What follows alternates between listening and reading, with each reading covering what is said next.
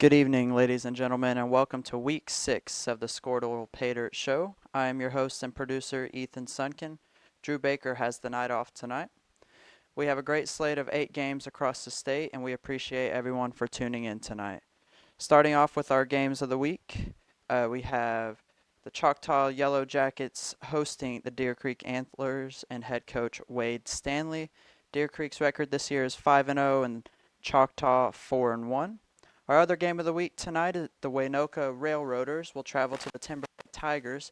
Both teams 5-0, Timberlake ranked 1 in Class C, and Waynoka ranked 3rd in Class C. In Class A, we have the CHA Crusaders traveling to Minco to face Brock Wardlaw and the Minco Bulldogs, who have a record this year of 5-0. Another Class B matchup we have the Shattuck Indians, who are ranked 2nd in Class B, coached by Jacob Schnenberger.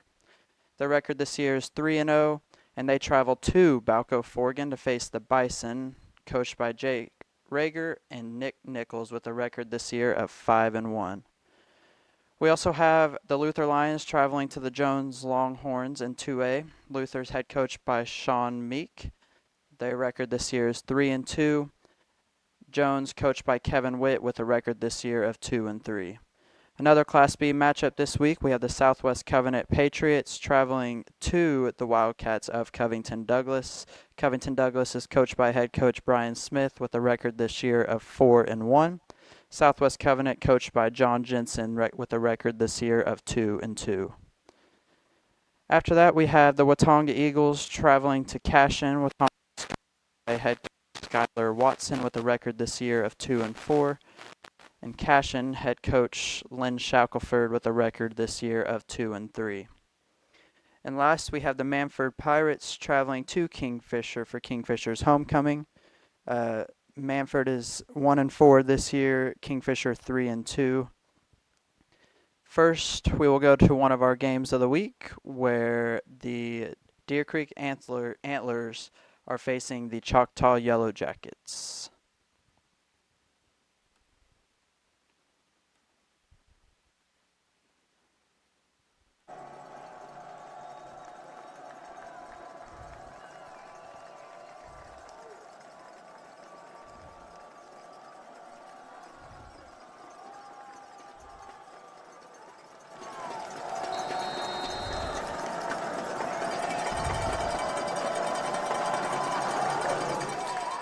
All right, we are set and underway. Kickoff goes into the end zone, and the Yellow Jackets will take over 1st and 10 at the 25-yard line.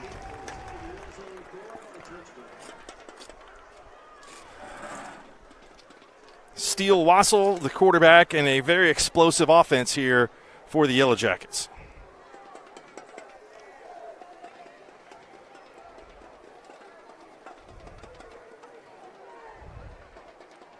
First down and 10 for the Choctaw Yellow Jackets from the 20-yard line. Quarterback number 7, Steele Wassel.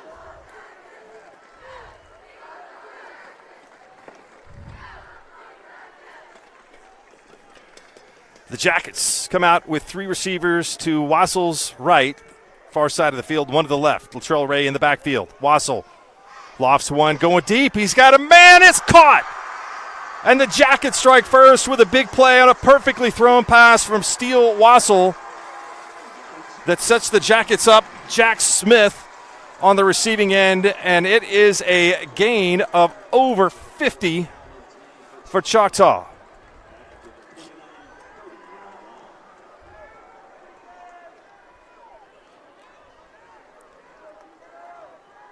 "52-yard pass play from Wassel to Jack Smith to start things off. Wassel fakes the handoff and keeps it, slides down, is hit high, and we have a flag coming in here. Could potentially be a hold, and also look like it could be a personal foul as the quarterback was attempting to slide, but thrown away from the action on that play. Holding on the Yellow Jackets. So that will back them up. We'll let my partner, Mr. Sam Mays, say hello tonight. Sam, what are you expecting for this ball game? Yeah, I'm excited for a good one here. I actually had the chance to work with some of the kids from Choctaw this summer on the offensive line. They're very, very talented, very physical kids. I love the way that Deer Creek allows their kids to play football. They're very rough. They're very physical, very in your face. Not always necessarily the cleanest team in high school football. And I love that, that's our coach's mentality and identity, and he lets those boys get after it. This is going to be a real physical, fast-paced, high-octane high school football game, and I'm excited to be here, man, for sure.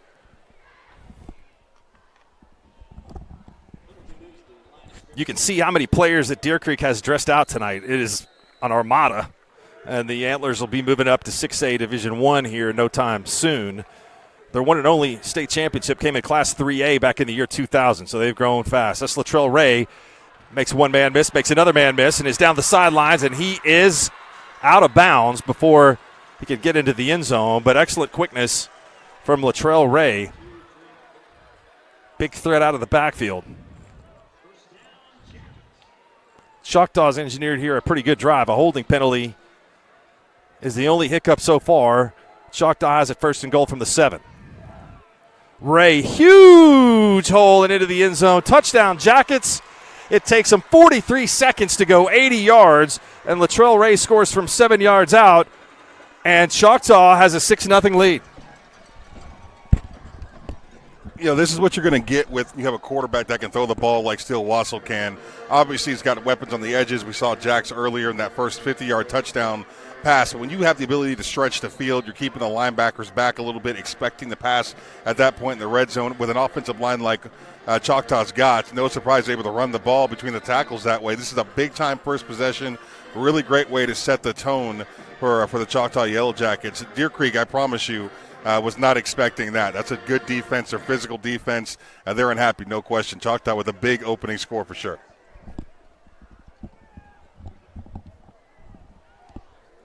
After drawing the Antlers off sides, we'll see if the Jackets decide to go for the 2-point conversion here. It's a Choctaw team that suffered its only defeat in week 0 to Del City. And the extra point, they'll line up, go ahead to kick it.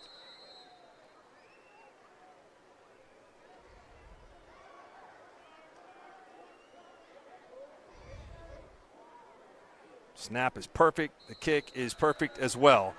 And 43 seconds into the game, it is the Jackets on top of the Antlers. 7-0. Deer Creek coming back with its first possession here in the Skordle game of the week. Transition to the Manford Pirates at the Kingfisher Yellow Jackets. Yourself in the foot, but clock's running at 4:20, and we've only had one possession. Yeah, that's the Pirates chewed 5.5 minutes off on their initial possession of the game, kept it on the ground. Not that we're in a hurry or anything. I'm just saying, fullback again. This time the fake to Barton, and they throw it out to Burnham. They're going to say incomplete. They are. Manford coaches say that was a reception and a fumble. The officials saying, no, I was right here. Yep, I saw it all the way. Fullback out of the backfield into the flats. Stevenson Insurance Center, 3rd down for the Jackets, and I'll say 7 yards to go. 3:58 showing on a clock that has stopped with the incomplete pass. Yep, once I said something, we stopped the clock. All right, diamond formation again. Fake to Barton, got to roll out. And a flag. Holding. Pass is incomplete. There is a hold. Manford's got a decision to make here. Do you want to back Kingfisher back up? him up, or 4th down at the? Yep, looks like they're going to decline. 4th down at the, what would you call that, the 18-yard line? Maybe 19? Nope. No, that 14. would be the 13. 14-yard line. Or the 13. I can't see across there. I'll go with you, 13-yard line. There's still a flag on the field. 30-yard field goal attempt. Aaron De La Torre. Mac Haig coming out on the field to give the Jackets one extra lineman that was supposed to be in there. Jet Birdwell with the hold. He gets it down. The kick is up. The kick has the distance. Is it between the uprights? It is. 30-yard field goal here in De La Torre. Jackets up 3-0 at 3:53 of the first quarter. We'll be right back. Now is the time to protect your family with Pioneer Smart Wi-Fi. Internet security is becoming more of a fear every day. Protect your family against malware, viruses, intrusions, cyber attacks, and more. Cash Wildcat CD.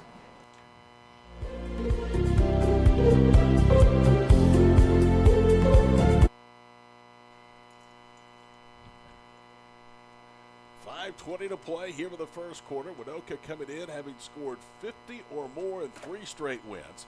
58-32 over Ringwood, 56-8 on the road at Boise City, and their last outing last week, 50-14 over Buffalo at home. There's no doubt when you look at this district, this is the de facto championship game. The winner will likely win the district, host 2 playoff games. The loser would more than likely finish second. According to the Skordle rankings, Timberlake top ranked in Class C, Winoka ranked 3rd. So now Flores will back it up, and the left-footed kicker will squib it again from the 35-yard line. And now it's actually kicked that time by Seeger, and he kicks it deep. It's picked up at the 5-yard line, out to the 10 to the 20-yard line as he stiff arms the defender, stays in bounds, still on his feet. Good run by Merrick Judd, and finally they get him to the ground as the whistle sounds. So Merrick Judd did all he could to give an opportunity to get some decent starting field position for Timberlake on this, their second drive of the contest. Their first series started at their own 35-yard line and netted just 3 yards. Well, this is a crucial drive, obviously, for Timberlake. I mean, obviously, this is a long game. There's plenty of time left to go in this game, but Timberlake needs to get some momentum going as Winoka has all the momentum. By the way, Todd, I'm back. 5:08 to play. Good to see you again. At the 21-yard line, you're actually playing engineer and tech. You're doing a heck of a job, by the way. The toss goes right to Merrick Judd. Judd hit the backfield, still stumbles on his feet and gets close to the 25, a gain of 4. They said earlier this week Merrick Judd will play everywhere. I went ahead and put him on the board as an end, but he's an end. He's a running back, as we saw there. He's kind of a Swiss Army knife for the Tigers. Well, and he just made something happen out of absolutely nothing on that toss play because Winoka, once again, you could tell they've prepped for this game, and they are ready for all the play calls. But, man, Merrick Judd made something out of nothing on that play. Merrick Judd, 33 carries, 255 yards to start his senior year entering this one. Second down and 6. Tigers at the 25. Handoff this time to Carter Sands, and nothing doing behind the sophomore guard, Gentry Nickel. They'll give him a yard on forward progress to the 26. And right now you see 2 juniors and a senior up front really dominating the point of attack with 3 sophomores on the offensive line for Timberlake. Yeah, and that's a staple for Timberlake, that play right there. We've seen them run that over the years. It's a Utah lead play, a block down and kick out, but, man, Winoka up front they have been very impressive so far. 3:51 in Canada play first quarter. This is a must-convert opportunity for Timberlake, down 2 scores, and there's some movement. Merrick Judd may have moved prematurely, and he did. So now it becomes 3rd down and 10 with the line of scrimmage back at the original starting point, the 21. This Tiger team, Adam, is just out of sync. They are. They really are. I think it's one of those situations where, they haven't really had to deal with a ton of adversity. Obviously, had a very close game against Covington earlier on this year, but, it kind of comes easy to them just because they've built such a good program and have such a good team. But, man, Winoka came to play tonight. 2 receivers to the right side, 1 to the left, empty backfield. Avery Wallace now sent Judd in motion. Wallace fakes the pass, nice dumps play it over call. the middle. The ball is caught by Sands, but he's decked at the 24-yard line. Carter Sands is frustrated because he thought he had some running room, but the Winoka defensive back really came in. I think it was Tegan Allison that made the hit. Yeah, that was really impressive. I believe it was Allison and then maybe Jace Dunn as well. Dunn did a great job of reading his keys and kind of waited in the middle of the field. They bluffed a pass out in the flats to Merrick Judd and kind of threw the screen back underneath. But, man, what a play by Winoka. Here is something to watch. Timberlake has an 18-game win streak overall and a 20-game win streak here in Helena on the line tonight. And with under 3 minutes to go in the first quarter, they have been shocked to the tune of a 16-0 Railroader advantage.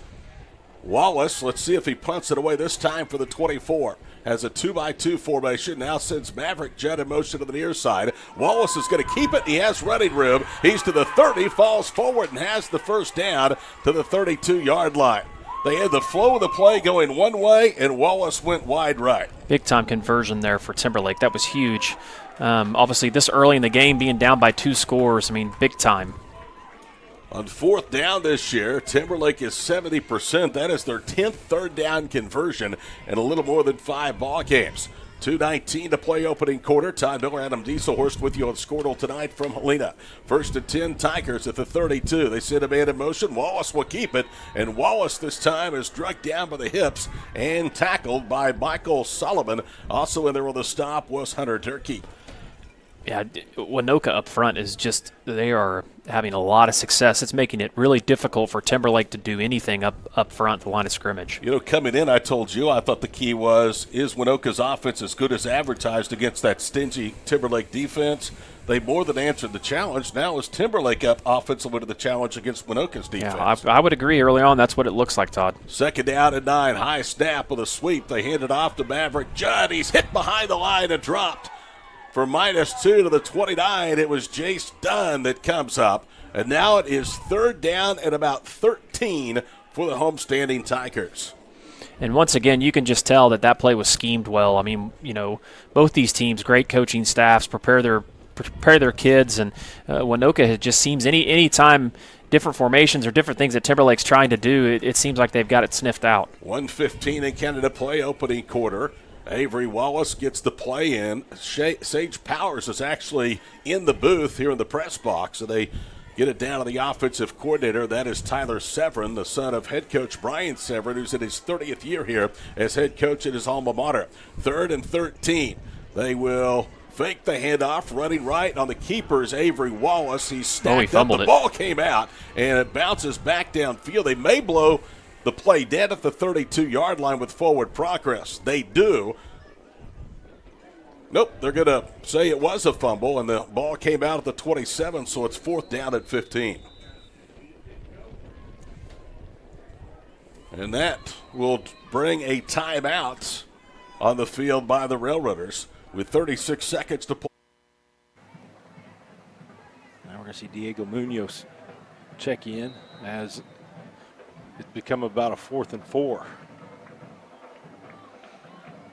Well, don't fall for it again. I was going to say, if we see another jump, we might see a timeout.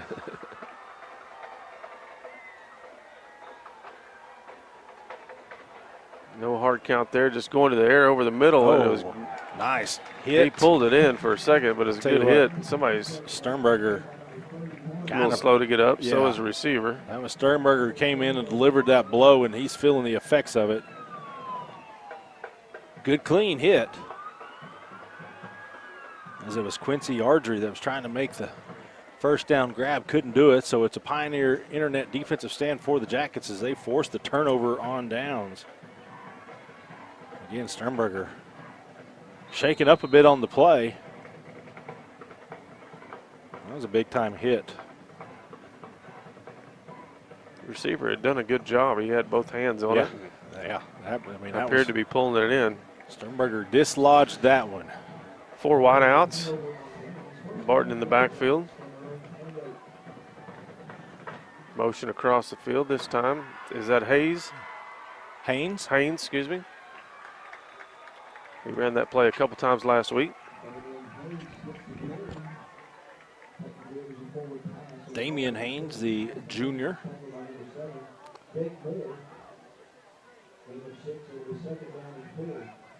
Picked up 6.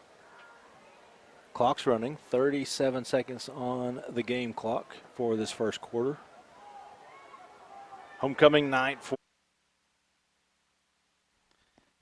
Next, we will transition to the Southwest Covenant Patriots at the Covington Douglas Wildcats. Southwest Covenant is coached by head coach John Jensen. They have a record this year of 2-2. They were on a bye last week. Covington Douglas Wildcats head coach Brian Smith has led his team to a 4-1 record. They were also on a bye last week. This is a District B2 game. Credit to the No flags on the play. First down. Number 28, Gabe Ross.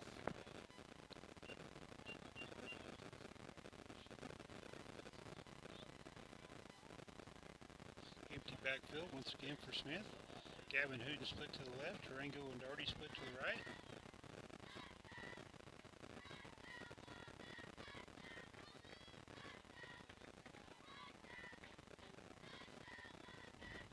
Wildcats tried to freeze play there. Pass out to Gavin Hooten in the left flat. For Gavin on a reception. Gain of about 2 on the play. Brings up second down for the Wildcats.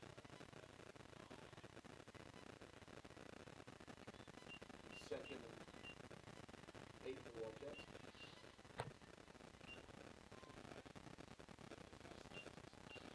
Ball spotted about the 10-yard line.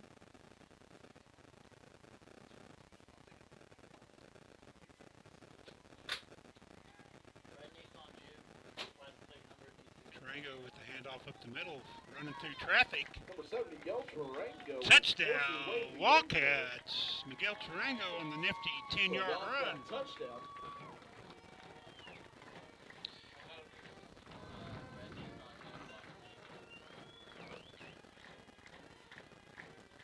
Flag on the play. We will now transition over to the Cashion Wildcats hosting the Watonga Eagles. This is a district game in District 3 in Class A. Watonga is coached by head coach Skylar Watson. They have a record this year of 2-4. They lost to Minko last week, 41-6. And the Cashion Wildcats are led by head coach Lynn Shackelford.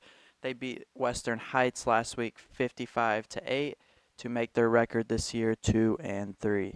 Handed it off to Sanders, and like you said, Seth Gilbert was able to catch him from behind and bring it down before he could really get any steam going. So Wazurek, the senior, checks back in for Sanders. Sanders actually flips back out. They go 2-2 now, a little 2 wide receiver look on each side. Wazurek to the left of Dobbins here. So the Wildcats will bring it in. We'll stay in that 3-5 look. No movement in their call there. Wazurek on the bubble coming to the outside. Jackson Vandruff makes it extremely hard for people to throw over him, and that one falls to the ground incomplete. Yeah, Jackson just with the long arms was just fanning at that ball. If it would have been very much closer. Vandruff's got some great hands. He does. I think his dad had posted a video of him last week, maybe when he was in junior high, catching the ball one-handed, and it's just like that's how great an athlete Vandruff is. If it gets close, he's going to be able to bring it in and maybe go pick 6 if they're not careful. So with 2:19 here, 4th and 7. Wildcats hopefully to get the 3 and out here. Safe look here by the Wildcats. Deep pass over the head of number 4, Chris Garcia. He's going to try to get it off. He does kick it. I don't know how he got that off and gets a Watonga bounce. So chicken poop to chicken salad. That one goes to right around the 45-yard line, and it'll be first down and 10. That looked a little dicey for the Watonga Eagles there for a second.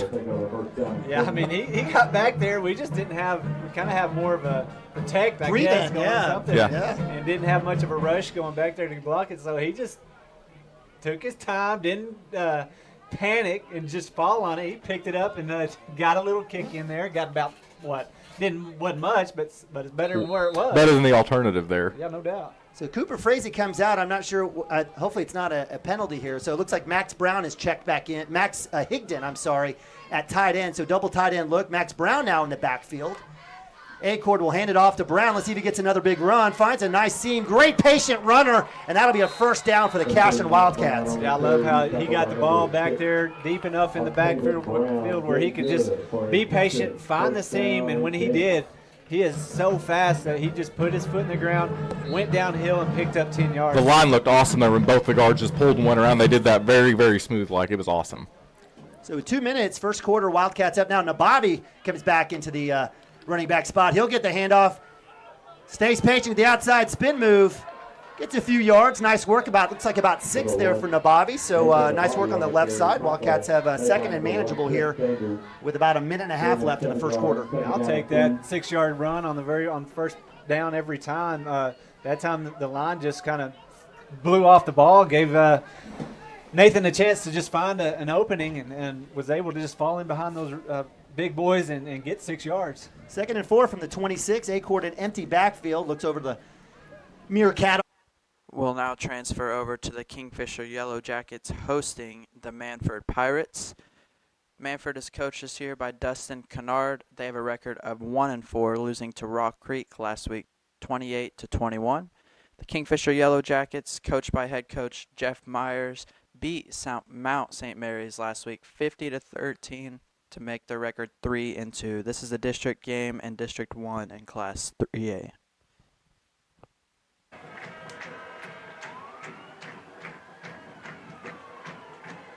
Just enough speed to get to the edge. He was pursued pretty hard there at the end. All right. 72. Defensive ends crash down, keeps it, and gets the first down for the Wildcats. And I can remember going to a practice one time and listening to Shaq say, don't do too much.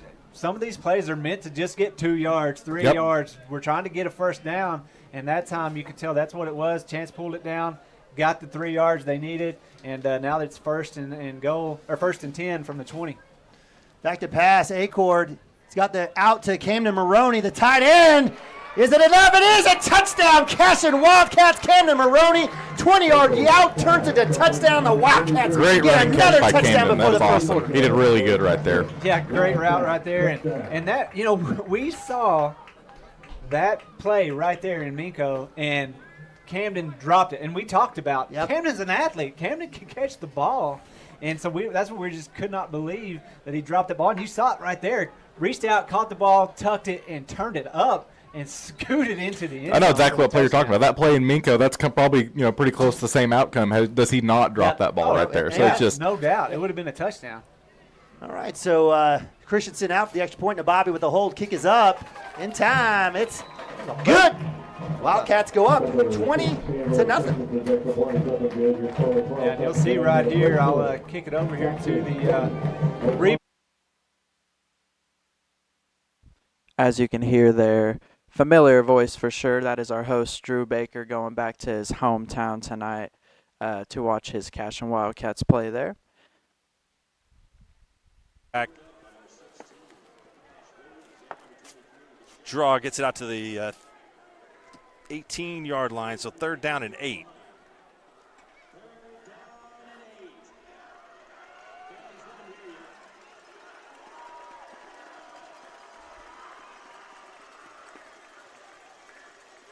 Adamson straight back.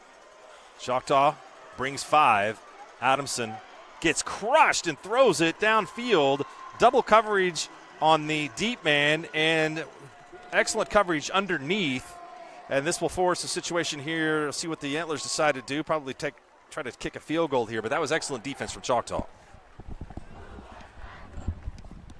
Once again, Choctaw has a front seven that you've got to respect. That defensive line does a great job. They're always kind of forcing the quarterback out of the pocket a little bit. There's a lot of patience happening with Choctaw. The Yellow Jackets, you can tell very well, once again, 2 very well-coached teams here. A lot of poise, a lot of patience. They're kind of waiting. No one's leaving their receiver. Everybody's covering down the field. You got to give Deer Creek's quarterback a ton of respect here, because he also, showed a lot of poise there, waiting to the last second to get rid of the football. He took a big shot there from the Yellow Jackets, but did a good job. Field goal missed from Deer Creek. It's 7-0 with 1:36 to go here in the first quarter. We'll now join the CHA Minko game, as CHA has just tied up the score 7-7. The CHA Crusaders are coached by head coach Joel Franks. They have a record this year of 4-2. Lost to Crescent last week, 26-13. Minko Bulldogs, coached by head coach Brock Wardlaw, are 5-0 this year after beating Watonga last week, 41-6. Gave them the short field, and so the offense is going to have to make up for it right here. Yeah, it's very important, and it's going to be a tight ball game all the way through this thing. And you want 15 points, but I'll take a win by 1. Yeah, anything will work. So the offense will come back out, see if they can move the ball. Hopefully they can get a positive first down play here. There's Birchfield in motion. Going to hand it to Johnson. He's got a little bit of room and finally some forward momentum. Yeah. He's going to get about 4 yards there. It's a good little run. Good run. 2nd down and 6. That's much better. good job by the offensive line there. They're kind of making those linebackers look at those motion men to see, and it makes them stand still for just a little bit, and that's given just enough room for those linemen to go get a hat on them and get some yardage there. So 2nd and 6, good job by Johnson. There's Hughes in motion. They're going to hand it to him. He tries to break a tackle. He's going to get maybe a yard. The snap was a tad high there to the quarterback. And, so it'll be 3rd and 5. We'll now travel to one of our games of the week. The Waynoka Rail Riders traveling on the road to face the Timberlake Tigers tonight. This is a top 3 matchup in Class C. Timberlake ranked number 1 with a record of 5-0 this year. Head coach Brian Severin led them to a win last week against Tyrone, 52-0. The Waynoka Rail Riders, coached by Tanner Allen, also with a 5-0 record this year, also won easily last week against Buffalo, 50-14.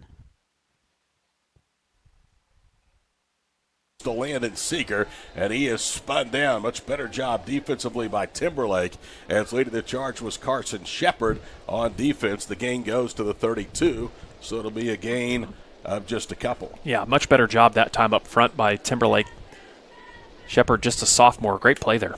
I said to the 32 to the 22, so it's a gain of 2. 2nd down and 8, and that is the second shortest gain on 1st down here in the first half for the Railroaders. Wide receiver to the far side, Cameron Newton. Dunn goes in motion. They hand it wide right, trying to sweep the end. He's hit, spins, and gets to the 20-yard line, and then is swallowed under. And it looks like Timberlake has made some really nice adjustments on that little sweep play. Yeah, and that was a really good spin move there on the edge by Jace Dunn. Otherwise, he'd have been knocked back about 3 or 4 yards. 3rd down and 6, so a couple of 2-yard carries. One by Allison and that one by Jace Dunn. Obviously 4-down territory for Tanner Allison and the Waynoka Railroaders. 8:18 to play here in the first half. 16-8 from Helena. 2 backs in an I formation behind Tegan Allison. He gets the snap. Allison. Oh, nice. The way. Hands it off in the 20 room coming left, and he's going to walk in for the touchdown. Jace Dunn. How about that creativity by the Railroader coaching staff? Well, just a little trick play, almost like a little fumble-rooski there. I don't know if you saw, Jace Dunn just stayed down low. Quarterback bluffed as if though he was going to roll out on a boot. Hands it to Jace. He's over the left side. There wasn't anybody near him. How can you not like 8-man football? I mean, we've seen stuff that you can only do at this level here in the first half. Of the Railroaders lead it by 14 with 8:10 to play before halftime. The Rails tonight 2 of 2 on 2-point tries. Seeger and Dunn are in the backfield, split behind Tegan Allison. Allison under center, gives it to Dunn, running left. He's in for the 2-point conversion. So the Railroaders come right back and answer the Tigers score to get the advantage back to 16. Timeout, 8:10 to play here in the first half of this 1 versus 3. Down and 8. Yeah, that's a big penalty right there. What a tackle by Goodman. That was strength. I mean, he just got him with one arm and pulled him down. That was impressive. Plowed through and was able to make it. So 3rd down and long here, 3rd and 8. He's going to look to pass. And it's a big throw out there. Nest is there. By Reese Nest. Excellent coverage right there. He went over top, went and high-pointed the ball, and able to knock it down. It'll make it 4th down and 8, and they're going to have to kick. And, wow, what a turn of events. That 1st down play, they got 9 yards. But Gavin Goodman pushed him back, got an offsides call, went deep, and Reese Nest, Johnny on the spot, made an excellent play right there to knock it down. Very impressive. And, that's exactly what we needed in that situation. Exactly what we needed from that defense. And Taylor almost got a hand on it.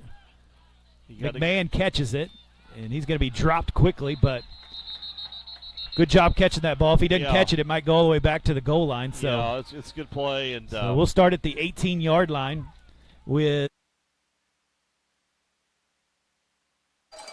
And Ray takes the handoff, a little deception in the backfield, but Choctaw will pick up the necessary 2 yards. 1st down for the Jackets.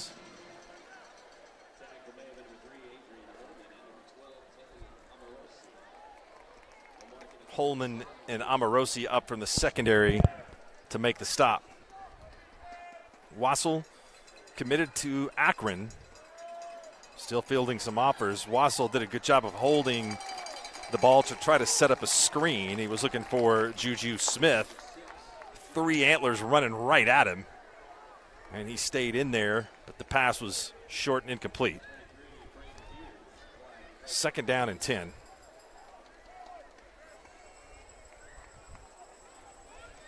The Antlers already have one very impressive road win this season. They went to Mustang and knocked off a team that some believe is the best in 6A Division I on this side of the state. Choctaw has 2 Division I wins of their own over Westmore and Santa Fe. Wassel tosses it out. Ray on the receiving end, and Ray is driven back at the 40-yard line. Latrell Ray is not the biggest player on the field, but he is the fastest. Loving this matchup early with Choctaw against this Deer Creek defense. If you're watching this at home, the matchup to watch is Jesse Robinson and Gabe Gaines against Marquise McGrew and this defensive line from Deer Creek. Those 2 guys down in their trenches are getting after it. They fly off the football. They're great at the point of attack. They're getting up to the 2nd level. Once again, you love a well-coached offensive line, and this is what's happening on both sides of the ball here for Deer Creek and Choctaw. Offensive, defensive lines, very, very disciplined. They're executing at a high level. Good with their hands. Like you could just, offensive line play in high school football today is the first thing that teams typically ignore. It's hard to find a good offensive line coach. They've got 2 of them here in this game. I worked with Choctaw's group this summer, like I said earlier, and Deer Creek, we kind of know what they bring to the table based off of who they've had recruited out of this team over the last couple of years. Very, very disciplined offense. And here we go again, open backfield for Steele Wassel, Choctaw to the line of scrimmage. You got to love the splits, too, the attention to detail here from Choctaw's offensive line. Drops back, fires it down. Oh, man, he is accurate. Pass out to the left. It was dropped by 8 Jax Smith, which is a rare occurrence here out here in Choctaw. Those 2 kids, when the ball leaves his hand headed in Jax's direction, he typically catches it. He did fall right before the ball got to him. He still got both hands on it, showing a great athleticism here. That young man can play football, no question. 4 receivers out to the left. Looks a little bit like that play that Jonathan Moxon ran with the Coyotes and with Bud Kilmer's offense.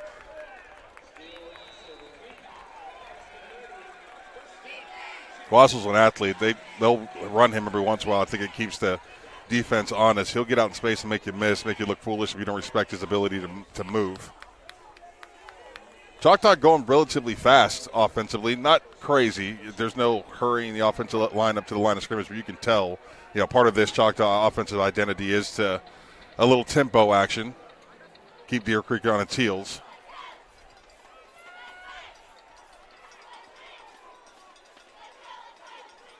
Running right up the gut, A-gap run. Once again, the interior of the Choctaw offensive line doing well. Balanced rushing passing attack. I bet you if I had to guess, they've split right down the middle as far as passing attempts and rushing attempts. Slow and steady for the Choctaw Yellow Jackets so far.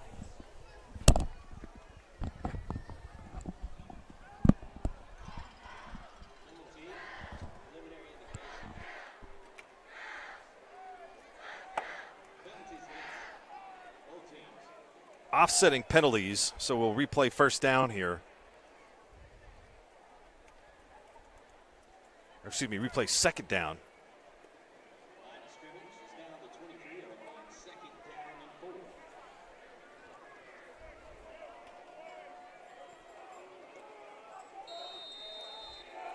Wassel in the pistol with Ray behind.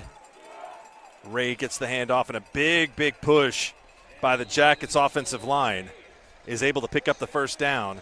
And when Choctaw has decided to run it, they have been able to do it with some success. There's a penalty flag that comes in late, and I think this one is going to go against the Antlers unless they get retaliation. One of the members of the Deer Creek defense was late to the pile and caused a big wreck. And this should put Choctaw into a very close to a 1st and goal situation. Got a little bit of a breeze out of the north, and for the first time of 2022's football season, a little nip in the air. Week 6 of the high school football season.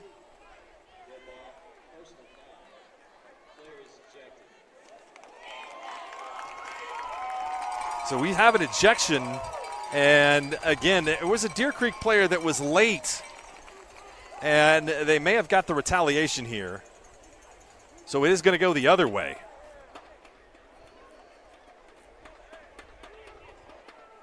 I'm not sure. I believe that might be Will Smith, the player that's been ejected, standing next to his coach.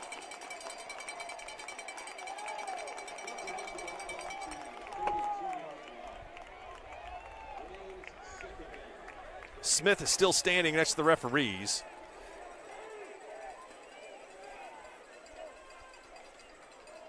Still on the field.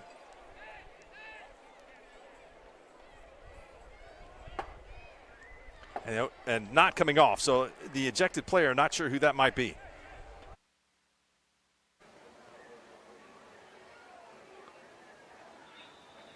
Got the jumbo set. Timeout. Looks like that's by the Pirates. 2:10 left in the half. We're going to take one with them. This timeout brought to you by Medic Pharmacy and Gifts of Kingfisher. Stay with us. Cats will stay in that jumbo set with Max Higdon, the sophomore, and Camden Maroney on the line from Max Protect. Looks like Max Brown by himself matched up with Sanders. Nobody on Nabavi. Let's see if they actually do get a linebacker in motion here is Brown. Hand off to Brown, looking for an angle. He's got a small lane. Cut back. Could he go? He's going to touch. Could he go? Max Brown to the house. 92 yards. Touchdown, Cash and Wildcats. Oh, my goodness. Wow, Max just got that ball back there, and like we talked about earlier, give it to him deep enough where he can really just see the lanes. And whenever he did see the lane, he turned it downhill, and nothing stopped him but the end zone. Max Brown, last two games, putting an absolute show on.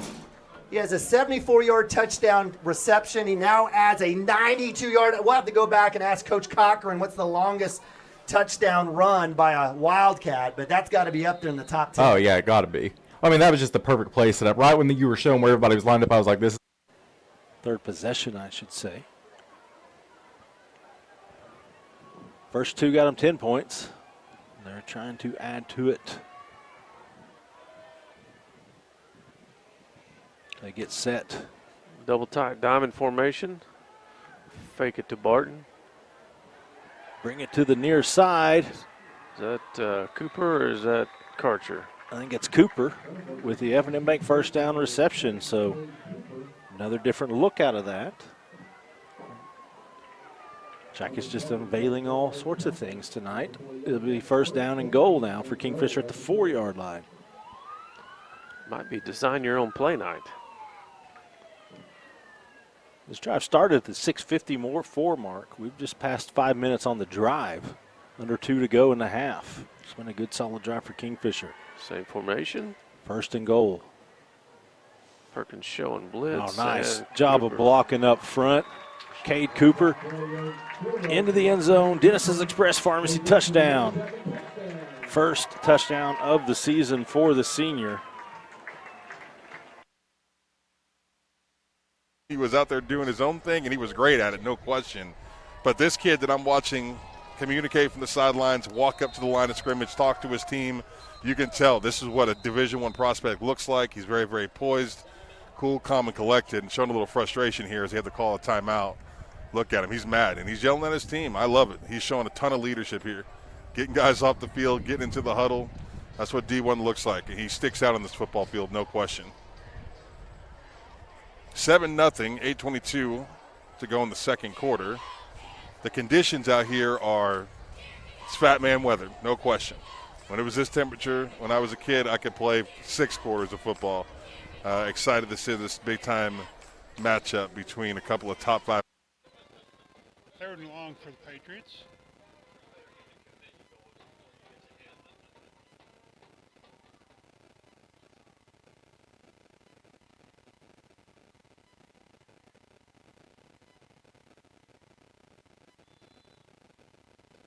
Timeout. Charge to the Patriots. Time is about to expire on the play clock. We'll take one with them. Our farmers.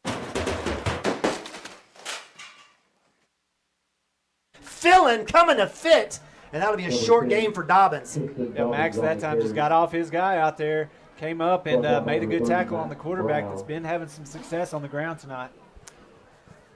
Right now, I have to feel that Sanders, the way he's just working, I mean, a phenomenal athlete. I think he's more of a decoy than anything right now. Dobbins has kept the ball quite a bit, and that's been the kind of the offense for him. Wildcats will go back out. Cooper Frazee now split back up on number 5. Looks like actually they're going to switch back out as Nabavi will stay in at safety. Offense in the short passing game, you can run a screen essentially out of this. They do have a back in the backfield. You kind of like them spreading out this Deer Creek defense. Maybe we'll see a handoff here. Get a little 5-on-5 action in the box. We do get the handoff, and it is stopped immediately by Deer Creek. A lot of seniors, 11, all starting 11 players are seniors on the Deer Creek defense. And they look like seniors. Physical, big, assignment sound. I think the speed edge in this game definitely has to go to the Yellow Jackets so far. Is that a QB sneak? Nope. Addison Ray the ball again. Short again. You're talking about the 1.5 foot line here for Choctaw. 3rd and 1 to go.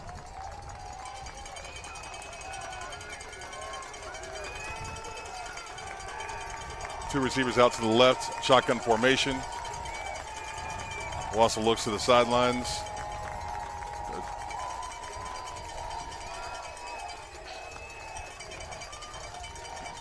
Handoff right up the gut. Touchdown, Yellow Jackets.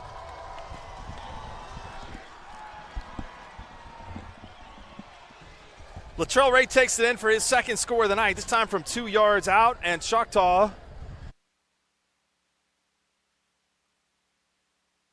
Jordan McGowan, he's bringing it down. He's bringing it down. So Smith looking to throw it. Touchdown Bulls! There's a little bit of a quarterback option. Pitched it to Smith, threw it to McGowan. A little RPO there. I mean, usually if you're running the RPO, you don't really pitch it. No. But, nobody was expecting it. Touchdown Bulls.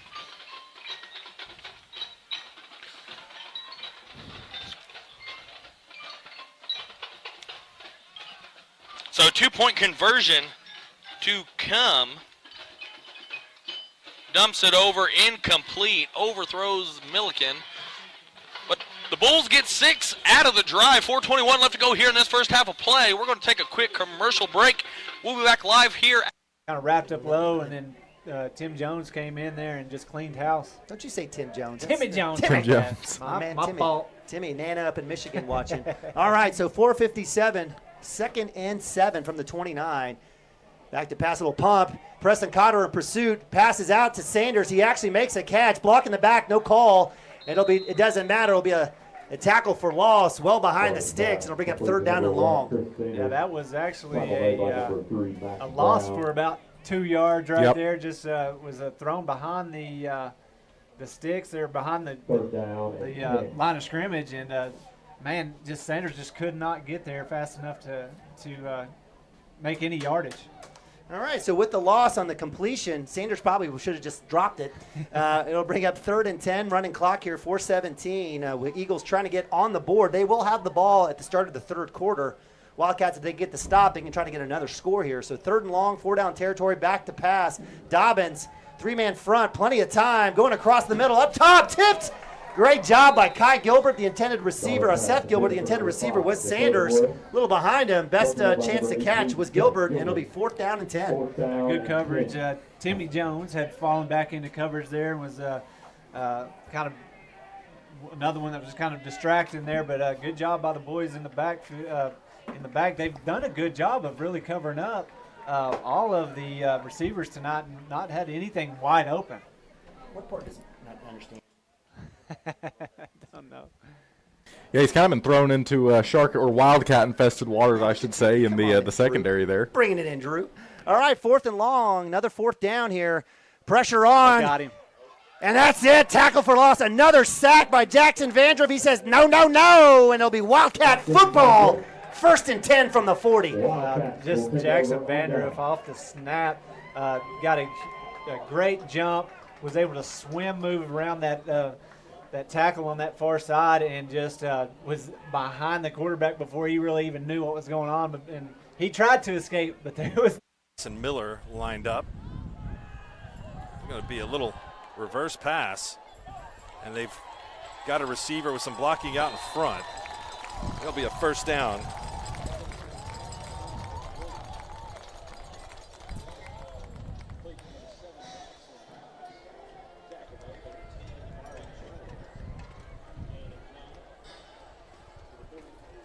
Just short of the first down at the 48-yard line, so it'll be second down and 1.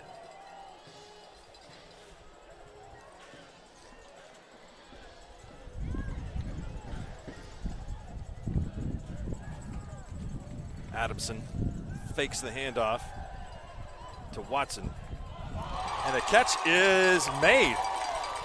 It's good coverage down the field, but a great catch made by Colton Neal, and Deer Creek is in business.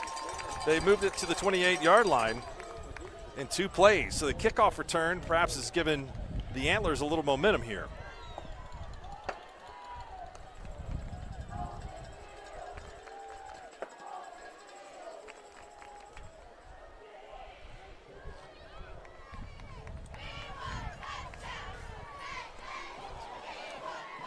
Adamson throws it deep down the sidelines for Mason Smith. The sophomore has the ball go off his hands. Sam and the Antlers here have some pretty impressive technology for the high school ranks. Are we looking at real-time analytics here from the Deer Creek sidelines? They've got a tent set up with 2 flat screens in it. I'm guessing this is the defense sitting in here, or maybe some backup offensive players that are currently watching this game on the screen. Yeah, they're watching the previous play. Incredible. I've never seen anything like this setup out here for Deer Creek. That's a great way to, coach your kids up. There's no doubt about it. They're in there watching the offense play. So a play gets played, and they get to watch the replay immediately. This is excellent. You get to, if you know what you're looking for, you can absolutely. There's a coach down there with them with an iPad. That's unbelievable. All right, third down, about 4 to go. We got 2 receivers out to the right, 1 to the left. Shotgun formation back in the backfield. He drops back, pump fakes twice. Got to get rid of it. Gets rid of it down the middle of the field. Don't have a ton of time against this Choctaw defensive front. I think that the one thing that has really stuck out to me early in this game is the speed difference here. Deer Creek, big, physical. They play like a big physical football team. Choctaw's got size, but they've got speed, and they got speed all over the football field. It's really causing Deer Creek some issues on both sides of the ball. 3-man front, 4th down, 4 to go. Big 4th down here for Deer Creek as it's 14-0, 6 minutes to go in the second quarter. Shotgun formation, 2 out to the right, 1 out to the left. Ball is snapped. It's a handoff right up the middle. I don't know if they got there. It's going to be close. Yeah, I think so. First down, Deer Creek. They'll have the ball with 4 downs to go on their own 17, on Choctaw 17-yard line going in. That was a big time. 4th down wait, we might not. I might have jumped the gun there. This is why I don't do play-by-play. If you're wondering why I'm terrible at it, I'm here for the color. We got 1 headset. We're doing our best. I think we're going to get a measurement here. I'm going to give it back to the professional.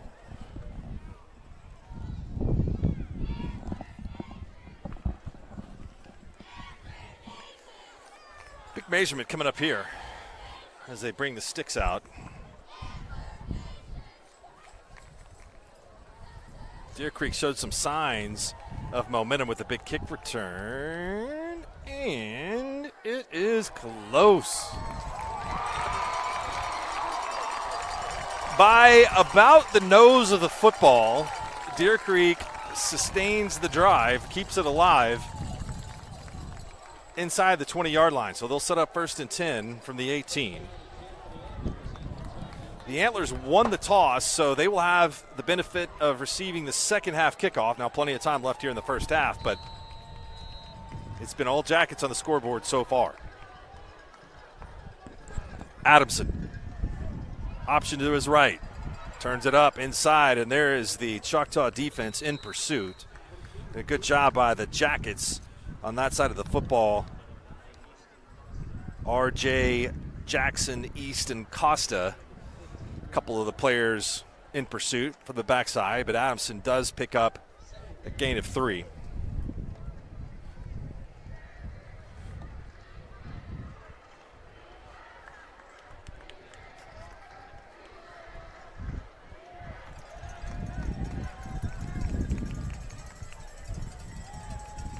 Adamson drops back, has a man caught, and doing a tightrope down the sidelines. It's going to be good for the first down.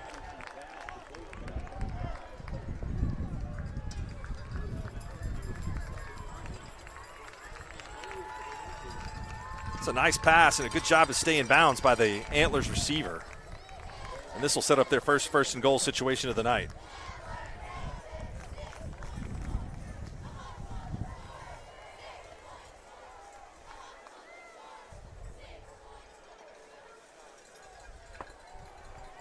Flag flies, and a pass is batted down. Excellent defense from R.J. Jackson.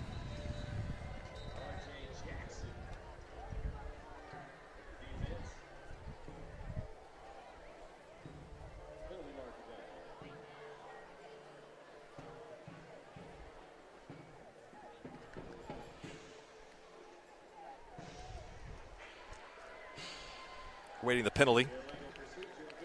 False start moves the Antlers back 5. It'll be first and goal from the 12.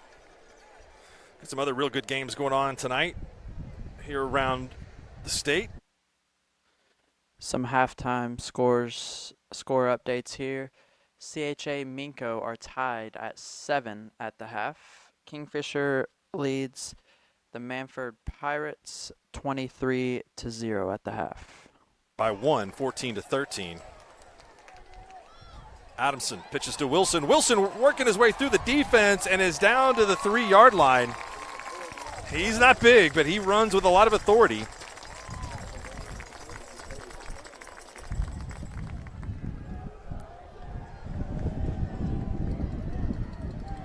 So second down and goal from the 3. Wilson picks up all but.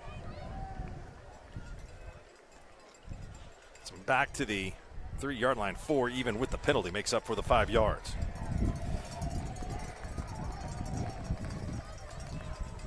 Snap to Adamson, and this time the Jackets defense is strong and denies Wilson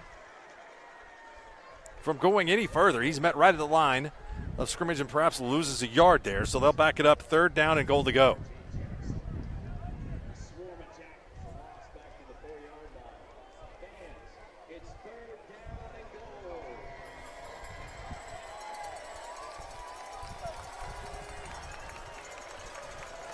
Third and goal from the 3. Wilson, the I-back, Miller, the fullback. Adamson looks like he'll throw. He's got no one in the flat. He overthrew his receiver. And this will bring up another 4th down situation for Deer Creek. Looked like potentially there was some running room.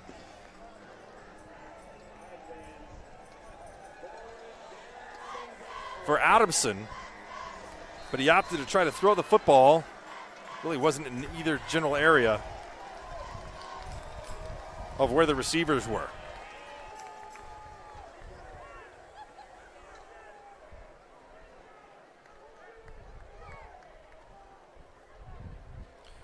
Play clock is running. The clock winds.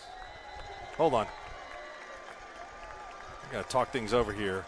Clock shouldn't start here on the incomplete pass.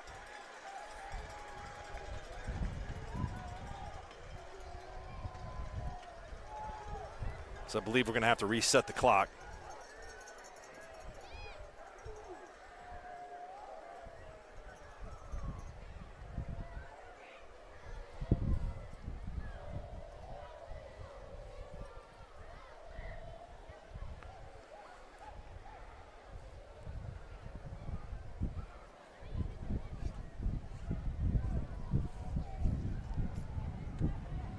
Here are some of the scores from around the state tonight. Noble and Duncan 16-14 in favor of the Bears. The Demons are looking for win number 1 of the season. That game right before halftime.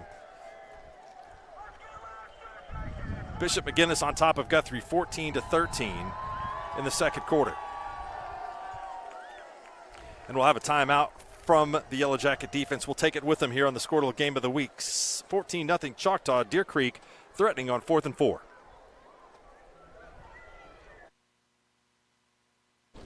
So a touchdown run for Merrick Judd, his second of the night. And that gives him 6 rushing touchdowns, and it's 30-14. They run out of the swinging gate. Carson Shepard, who caught a 2-point conversion earlier, is the sitter with the other 6 players to the left. Now they motion Judd to the near side. It's a keeper by Wallace, and he flips in for the 2-point conversion. Well, he flipped him head over heels, and all of a sudden, it's a 30-16 game with 9 seconds to go here in the first half. Yeah, what a big-time answer by Timberlake. That was huge for them to get 8 points put on the board here before the half with just 9 seconds left to go. They overcame 4th and 6. They converted 2 of their 3 third down tries on that drive. And it is 30-16.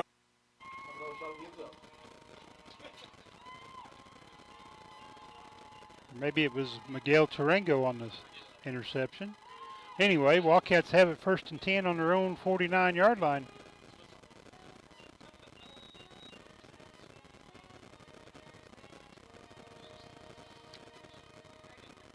That is Miguel's 4th interception on the season.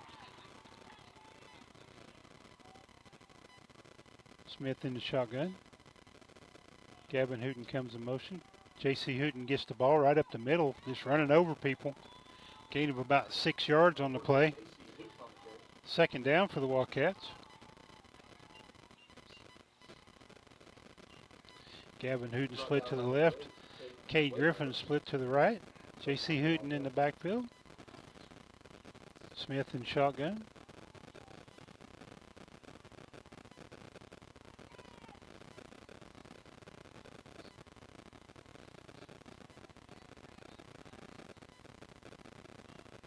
Fake the handoff to J.C. Hooten, and Ford Smith takes off and goes on his own.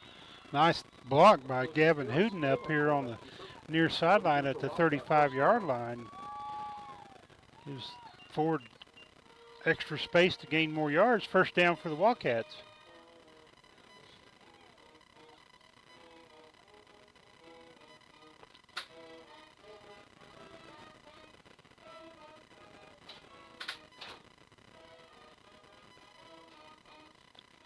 Empty backfield for Smith. Hooten comes in motion, gets the ball on the jet sweep over the right side. He hits the hole. Gets the ball down inside the 25 to about the 21. 1st down for the Wildcats.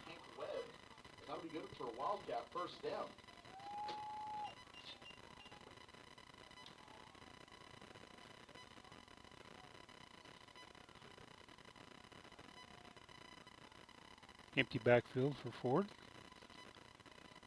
2 receivers to the right, 1 to the left. J.C. Hooten comes in motion.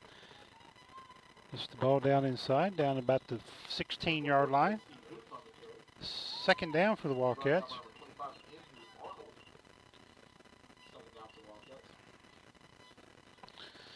Wildcats get to practice their 2-minute offense here. Empty backfield. Smith gets the ball. Pass is complete out on the right flat to Cade Griffin. That short gain on the play. Timeout charged to the Wildcats. This is their 2nd timeout of the first half. Once again, shotgun formation, pass out to the right, gets up the field. Excellent play. A couple more halftime updates on our pay dirt games. Cashin and head coach Lynn Shackelford lead the Watonga Eagles 41-0 at the half. Also, Timberlake and Waynoka have reached halftime. Waynoka leads Timberlake 30-16 in a top 3 matchup in Class C. Is it a hold? Yeah, holding. You hate to see that. This is the second, maybe even 3rd time I feel like that Choctaws had a penalty that negated a big play. So now it is 1st and 15. Shotgun formation, 4 receivers out to the left.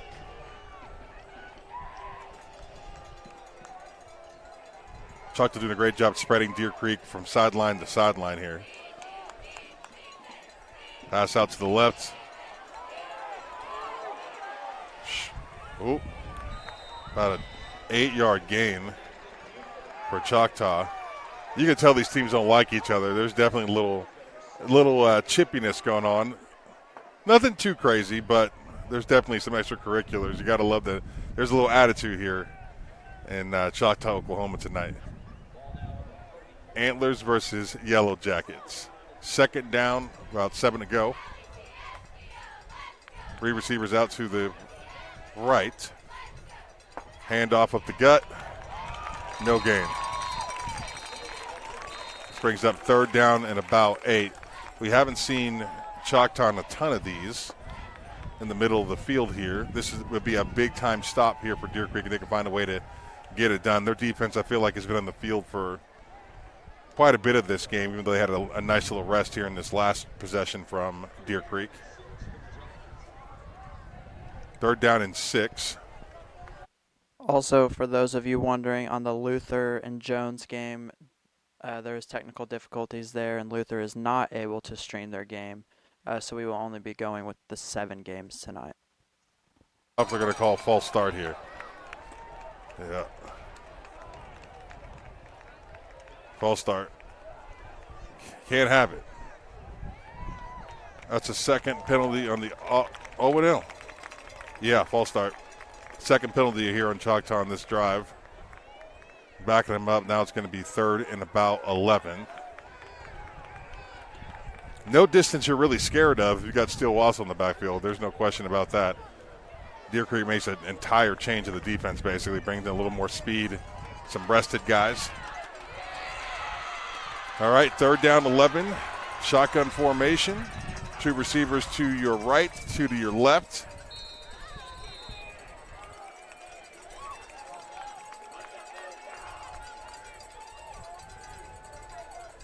Seal drops back. Releases one, long bomb down the middle of the field. Oh, just a little bit overthrown. Great protection there by the offensive line. Brings up 4th down and 11. I'm assuming we're going to see the punt team, maybe for the first time here for Choctaw.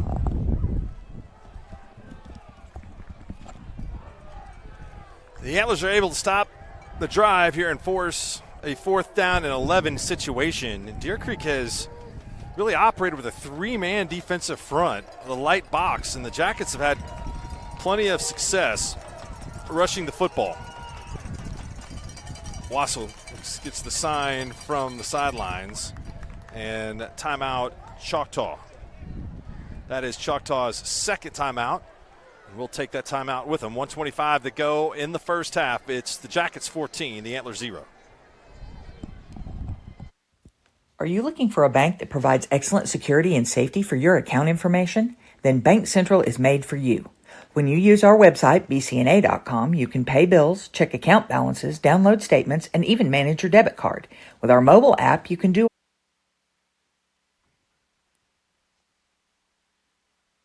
As most of our games have reached halftime tonight, here's an update on the scoreboard. Cashin leads Watonga 41-0 at halftime in a Class A district matchup. CHA and Minko in District A3 with Cashin and Watonga are tied at 7. Waynoka, the ranked 3 team in Class C, leads the number 1 ranked team, Timberlake, 30-16. Jones with a 7-point lead on Luther in the 2nd quarter. As you can see, the game we've been watching here, Choctaw leads Deer Creek 14-0 nearing halftime. Balco Forgan leads Shattuck 28-14 in a game also nearing halftime. Kingfisher rolling, shutting out Manford 23-0 at the half. Covington Douglas doing the same over Southwest Covenant 28-0 at the half. We'll go back now to Deer Creek at Choctaw. To Deer Creek territory, so the Antlers will have a decision to make to see how they want to play the final minute 17 of the first half.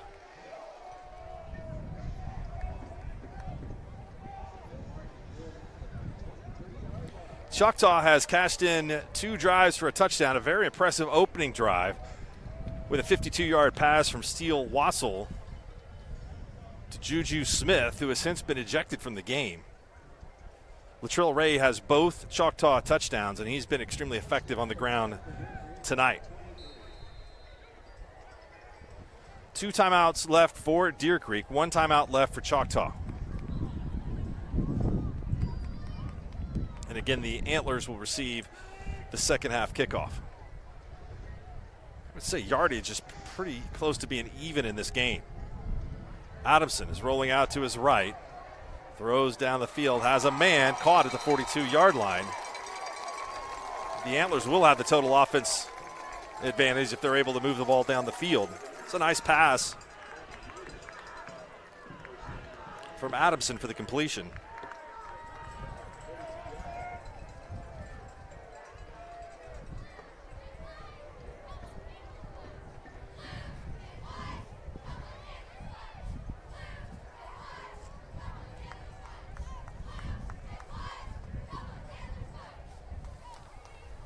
Jackets bring heat, has a man wide open, and it's caught. And let's see if the player can get out of bounds. He does get out of bounds. Nice reception from Mason Smith, a sophomore, 6'3", 180 pounds. And Deer Creek is once again in Choctaw territory.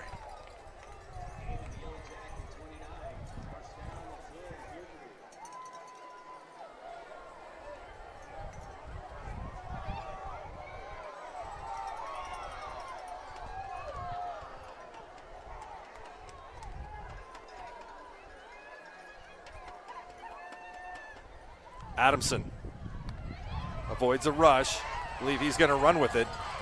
And he is brought down inbounds at the 22-yard line. Clock is now moving under 20 seconds, and the Antlers will call a timeout.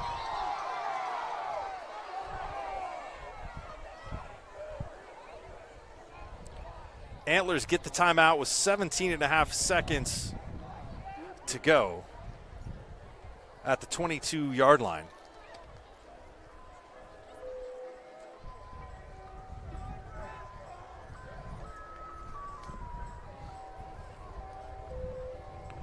Todd and Adam hanging out tonight in Northwest Oklahoma. Big ball game in Class C. Have a lot to do to say who might come out of a very competitive Class C District 1. Timberlake, the defending champs, going up against the Winoka Railroaders, who look to me to have an excellent football team this year.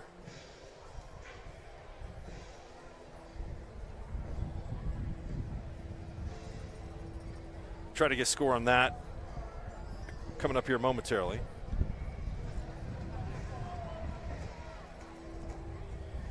It's the Railroaders on top of the Tigers, 30-16 at halftime.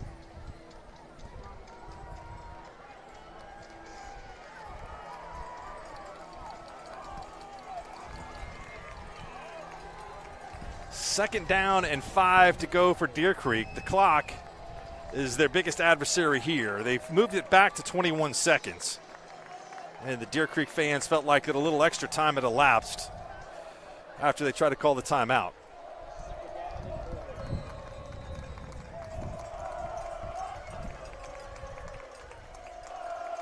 Adamson throws it off the hands of his intended receiver, perhaps a little bit behind him.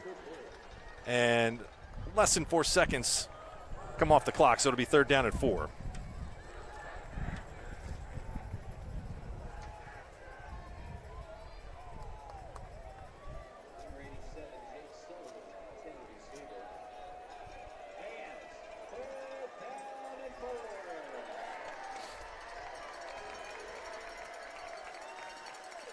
Adamson, pocket collapses, trying to stay behind the line, and he rushes or runs the ball out of bounds to stop the clock with 11 seconds to go. So the Antlers, if they wish to attempt a field goal, they'll do it into a fairly strong north breeze here from the 23-yard line. So it'll be about a 40-yard attempt, and it looks like Wade Stanley's team is going to go for the first down here. They've already missed one, and they will receive the football to start the second half.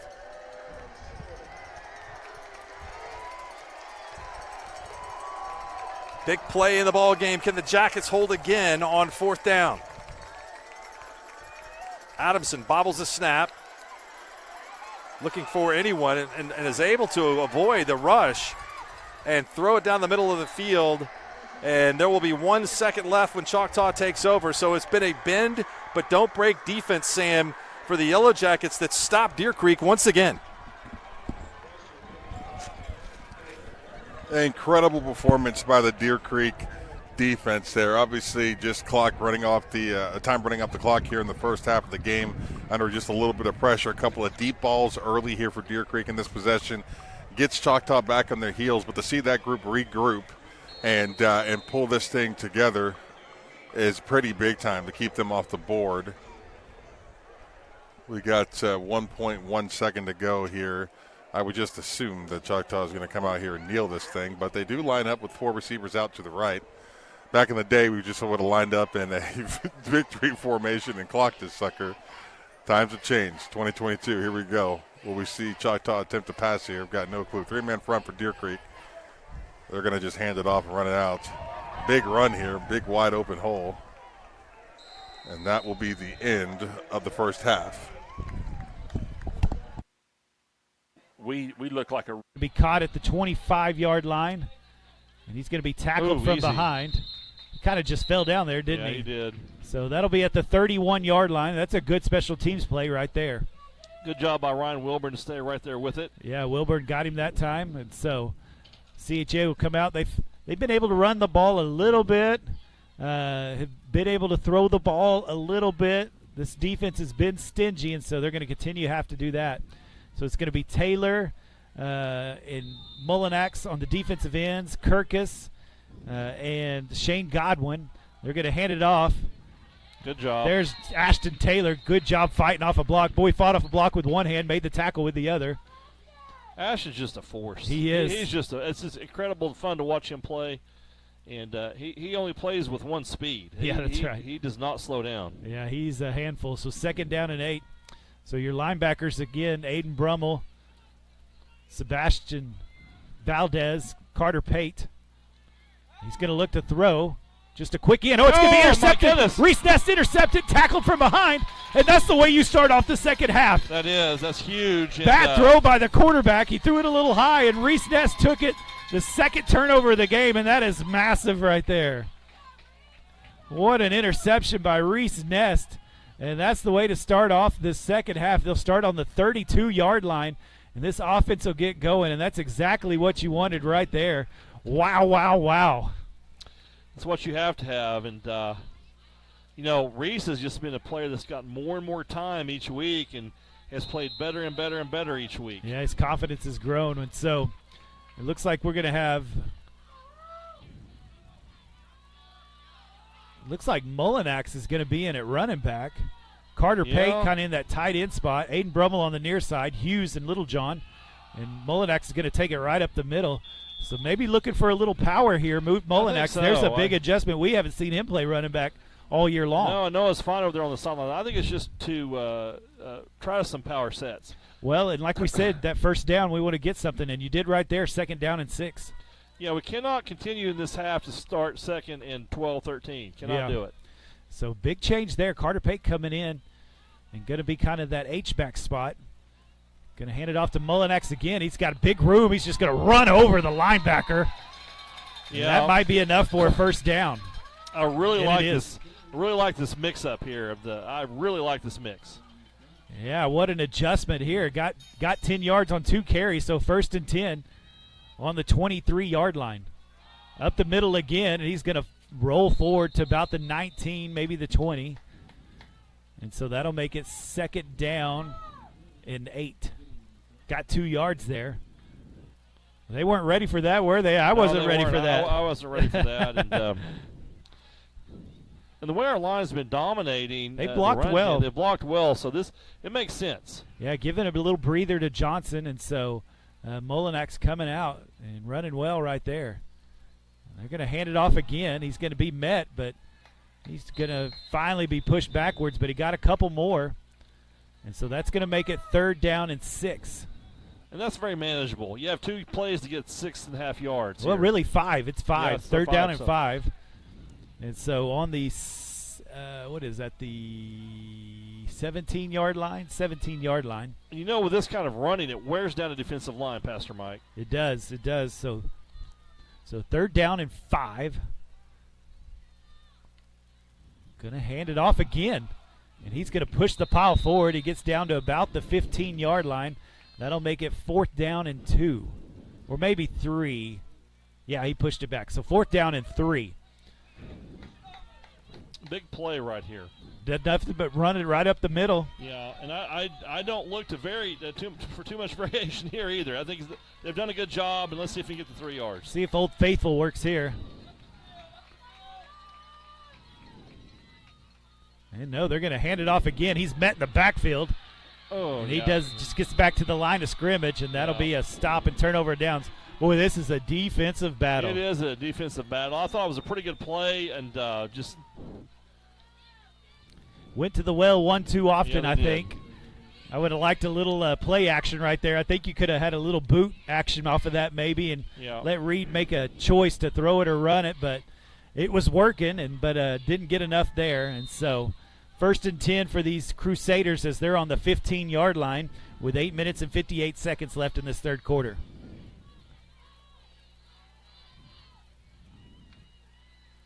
They're going to hand it off. He's going to be knocked down by from behind. He's going to get maybe a yard, maybe a yard and a half. I think that was Kirkus down there. Kirkus and Molinax over there getting the tackle. And I love having we've had some injuries tonight, but getting Eli Kirkus back on the field is big. That really does help. It helps our offensive line, helps our defensive line, because these guys aren't having to play quite as much. And so we'll see what happens here. 2nd down and 8. And the quarterback keeper, Valdez, is there, and Valdez puts a hurt on him. And the penalty flag comes out. Let's see what it's called. Boy, he hit him hard. Yeah, that was a hard hit. I hope there wasn't a face mask or anything of that sort over there. Oh, is he going to call targeting? I would not think that was face mask. 5 yards. So face mask. It's not a first down. So incidental. And so they'll make it 2nd down and 5. Still, a very good play by Valdez. Yeah, boy, he's bringing the hit. He is thumping people when he hits them, and so I love that from the freshman. Well, in the defensive back, didn't get to say that earlier. We got McMurtry and Nest on the cornerbacks. Hughes and Littlejohn are playing the safeties, and so Nest taking the spot. Ben Birchfield and come up with the interception at the first. And so Clayton Hughes and Nest have interceptions tonight. And so they've been making it tough here. And so 2nd down and 5. Good tackle by Valdez. Got a face mask on it, though. See if they can maybe get a tackle for a loss right here. They're going to throw. He's going to throw a screen pass. Nice job by Brummel. Yeah, nice job. He's going to be short of the first down. Valdez gets on him, too. And good job by Aiden Brummel. Went around that block, got there. He read it really well, so it'll be 3rd down and 1. Big 3rd down here, Pastor Mike. He doesn't make the tackle there. There's some big room to run. And boy, the clock is really running in this game, isn't it? It is, as we're already down to 7 minutes and 50 seconds. So 3rd down and 1. These have been hard yards for the Crusaders to get when it's been 3rd and short. Hadn't been easy. And tried the Old Faithful. It didn't work for them either. If he's going to try to go under center here like he did a while ago, I don't know. I wouldn't with Kirkus right there. I think you're right. And they do snap it. He's going to keep it. The option. And he's going to. Oh, no. Nest almost had him. Yeah. Just slipped out of his grips of Reese Nest, number 12. Had him for the loss, but he's going to be able to dive forward for a couple of yards and get the first down. I mean, just barely. This is one of those games where yards are hard to come. Not first downs, but yards are hard to come by. Yeah, yards are at a premium, aren't they? Yeah. This is a good football Reese game. Nest almost closed the gap there and he went a little too high. Should have gone for the legs. And so that'll be 1st and 10 for the Crusaders as they get to the 26-yard line. And so every yard has been tough this game. It has. Yard line. Winoka here in the third quarter will have the wind to their back. Let's see if they air it out a little bit more. Tegan Allison under center, hands it off to Seeger. He's hit, spins off contact, and then is drilled.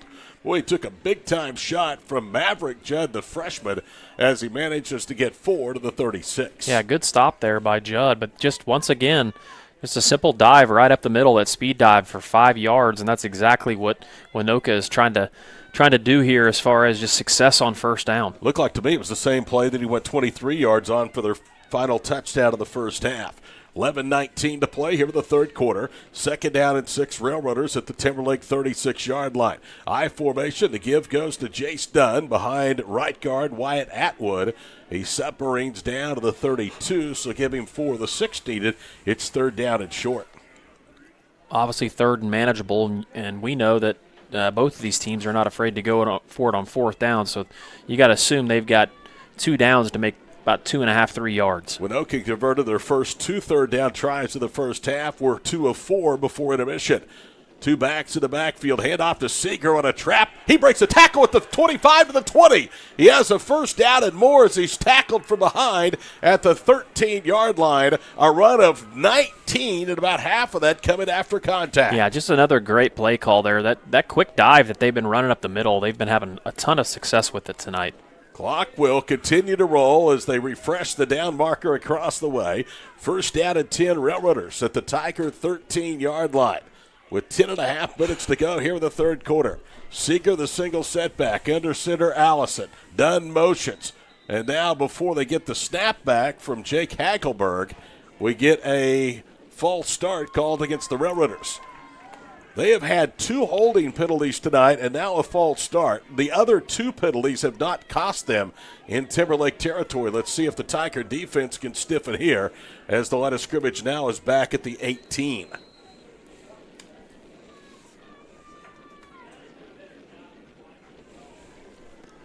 $10:25 to play here in the third quarter. Todd Miller, Adam Dieselhorse, Bryce and Tyler, our crew here tonight on location. From the 18, Dunn, not sure where to line up. Now flanks just off the right side of the line of scrimmage. They set him in motion, and the handoff goes to Dunn, racing left, and he's in trouble. Avery Wallace has him, but he takes Wallace on a free ride all the way down to the 11-yard line. So he picked up nearly the 5 yards of penalty back. Going to bring up second down for the Railroaders. It's kind of interesting how they kind of switched the play call up there. They were in shotgun and decided to Allison decided to go up under center that time, but that's that same lead play that they've been running to have a lot of success with. He managed to pick up 7 at second down and 8 in the red zone at the Timberlake 11-yard line. Seeger the single setback, same look.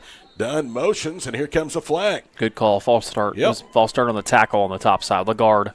Yep, that's Zaylen Flores, the left guard, so that nearly negates the gain on first down, and the Railroaders shooting themselves in the foot here in the first 2.5 minutes of the third quarter. So it'll be second down and 13 back at the 16-yard line. Pay Dirt, hosted by Drew Baker. That is on Skordle.tv, the Skordle app, and Skordle.com. Check it out. 8 of the top games in high school football will take you around the state back and forth to watch all the scoring action. Second and 13. Handoff again to Seeger. This time Timberlake is waiting on that little trap play. He'll pick up just 3 to the 14-yard line. It brings up third down and a long 9. And, man, this would be huge for Timberlake, obviously, if they could find a way to get a stop here. Third down and 10 at the 14 of Timberlake. Obviously, 2-down territory for the Railroaders. Even if they don't come up with points, this drive is 3.5 minutes in duration and counting. Landon Seeger has a touchdown run. That is his 9th of the year. He's in the backfield. This time out of the gun, it's Allison. He rolls right, throws it back. And that is the tight end, Hunter Durkee. Durkee inside the 10 down to the 5-yard line as he's going to pick up very close to the needed yardage to gain. It's going to bring up fourth down for the Railroaders and a little throwback play. Yeah, I like that play call there. That was had everybody kind of fooled out to the twin side of the field and slipped the tailback, kind of almost like a screen play. I'll tell you what, Maverick Judd did a great job there.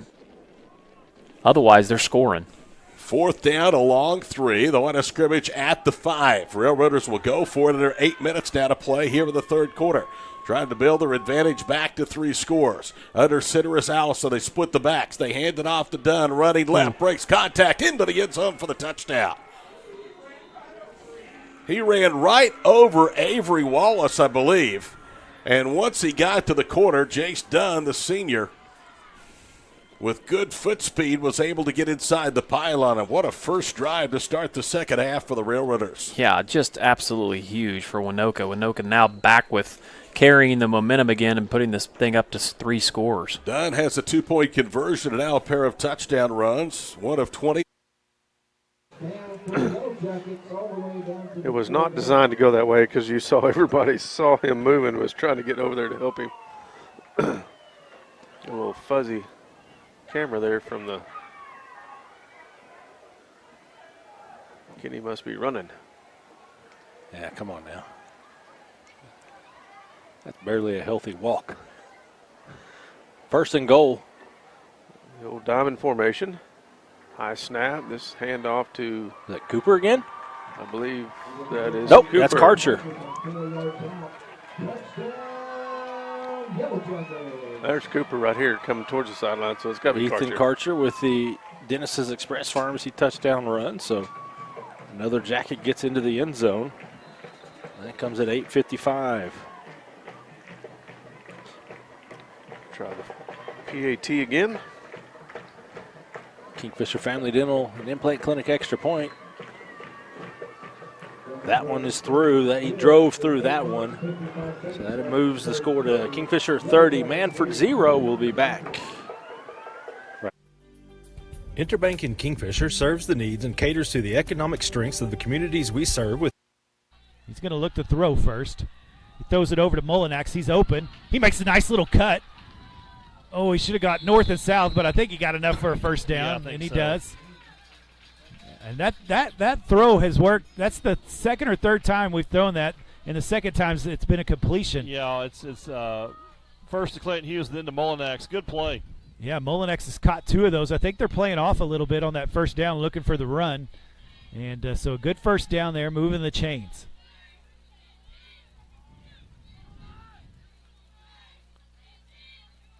So here's the snap. Going to look to throw it again. Oh, got it over to Molinax. Oh, wow. He makes a nice little move. He's going to get himself about 6 or 7 yards. Good play. I thought they were going to get us behind the chains there on that play, and Molinax made that play happen. Yeah, good block over there by Little John to help him out. And so he made a nice little move and got 8 yards. So 2nd down and 2. We've gone to the air. We were nothing but runs the first drive in the second half, and nothing Officials timeout for something. Molinax looks like he's bleeding. So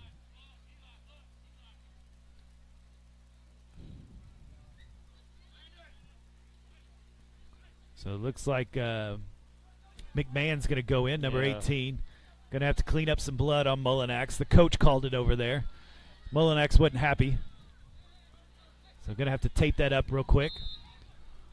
And so 2nd down and 2.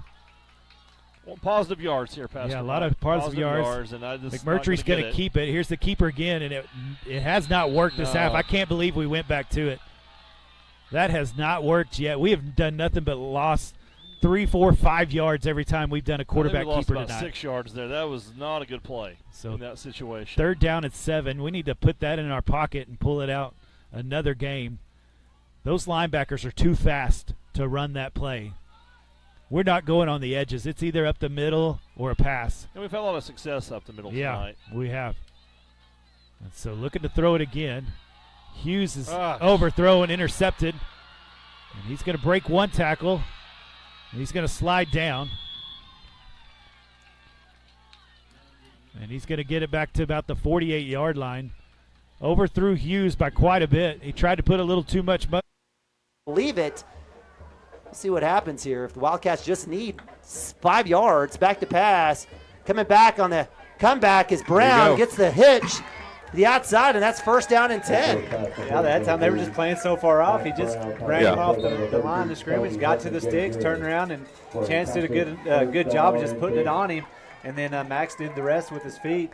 But yeah, they definitely did not believe that we were going to go for it. I guess they thought we were going to do a quick punt or something, and just left plenty of room for Max Brown. Now Bobby with a huge Great run. run. Love the burst there from Nathan. A different type of back. He's not Max. He's not Cooper. Definitely not Camden.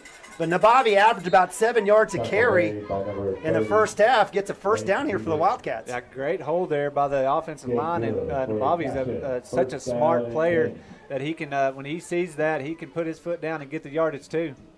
Bobby takes the fake. Acord will keep it rolling to his right. Wisely trying to get a block from Gilbert. Does. Gets to the outside. Wisely steps out. And a huge run there by Chance Acord. Big difference for our man at QB1. Yeah, no doubt, man. That time, just pull it down and go get what you can get. Yep. In the past, the first couple games, we might have seen him kind of dance around the backfield, try to find somebody down the field. I'm okay with that every once in a while. But when you have that big an opening, just gotta pull it tuck down it and and go go. get it. Now Bobby staying patient, finds a hole, hits the outside, falls forward, down to the inside the 10. That'll be close to another Cash and Wildcat first down as Nabavi's got 2 carries, 20 yards here in this drive. It'll be short, looks like about 2nd and 1. I'd like to see him maybe take a little chance here, a little play action. Let's see what happens. Chance with chance. Well, you said fake the fake. Nabavi will keep. He'll cut back in, has a small lane, spins forward. We'll have a face mask call or holding. If it stands, it'll be a first down for the Wildcats. 1st and goal around the 5 or 6. Let's see the call here. Nathan's saying it's a face mask. Face mask. And that was right there. I kind of left that play on the field cam view, and you could just see that the offensive line is doing a great job of face mask. Yep. blowing holes in that Watonga defense. Oh, yeah. But it's that middle lower section at the APB on the south side, which is across from the scores table, about 130, 140 seats or so. $50 a seat, first come, first served basis. If you want to reserve a basketball seat, call Jeremy Young at the Kingfisher Junior High or email him at Romero jyoung. has a lot of time to throw this ball. This time right Koval on the money to Koval, who stiff arms a man. Touchdown Jackets. 63 yards. Jack Sternberger, Cade Koval, Dennis's Express Pharmacy touchdown. That was a great throw and catch. Good concentration for make the over the shoulder grab by Koval. Big strong kid who just gave the stiff arm. And this poor Braden Rodriguez who ate that one. Shotgun snap, hands it off to JC. Running right. He picks up maybe a yard. 2nd down for the Wildcats.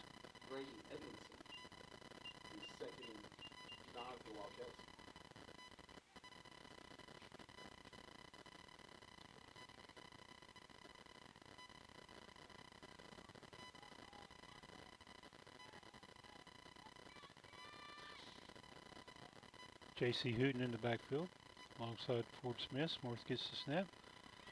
Pass complete to Cade Griffin over on the left flat. Game of a couple. There's a flag on a play. Imagine that.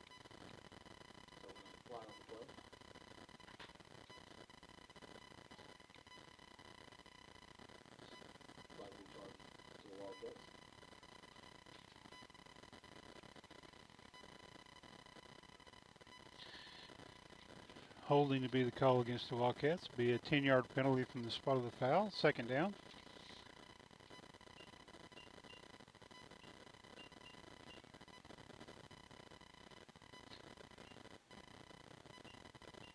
Smith back to pass.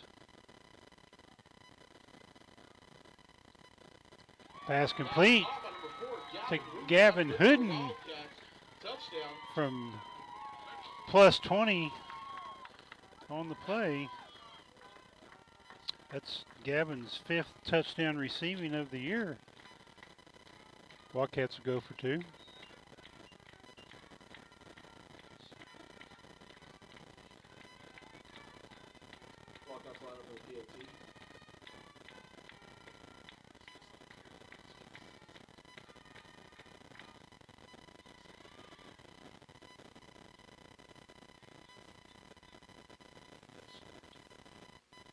Gavin Hooten on the jet sweep around the left side. He's in for 2 points with 6 minutes and 33 seconds left to go in the 3rd quarter. Your score, Wildcats 36,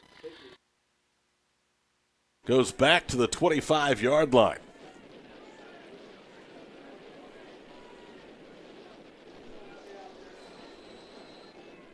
Brings up 3rd down and 15.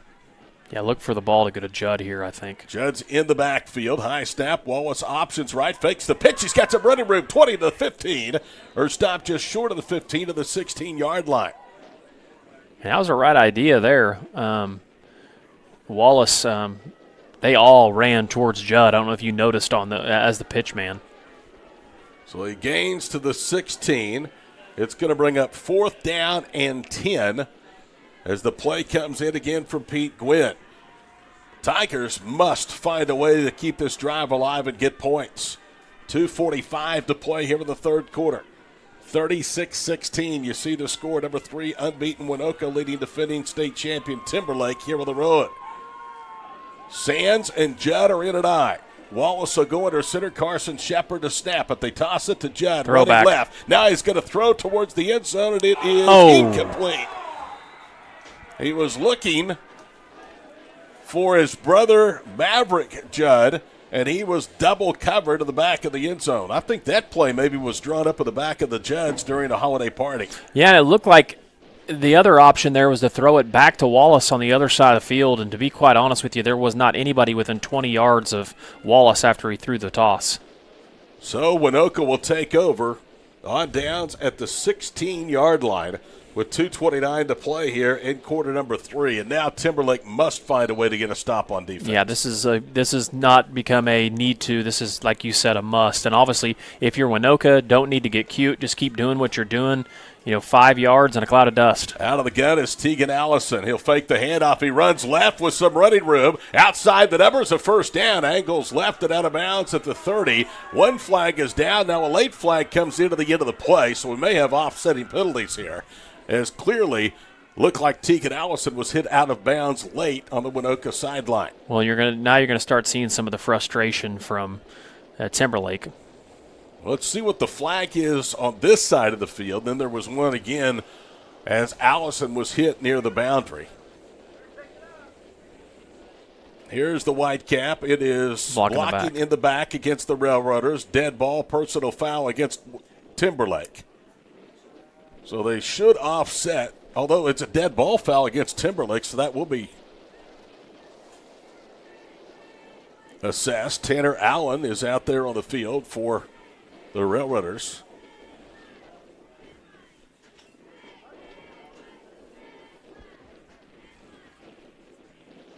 So a block in the back against Winoka.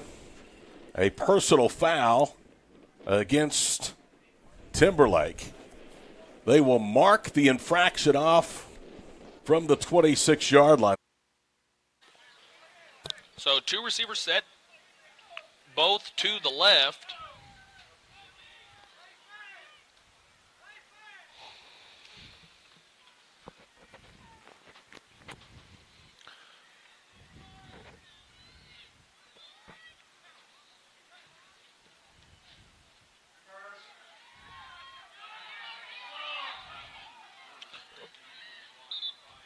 Looked like the receiver here on the right side wasn't set.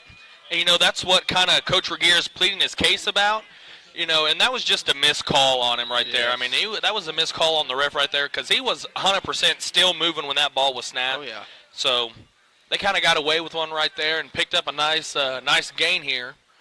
Or there, excuse me.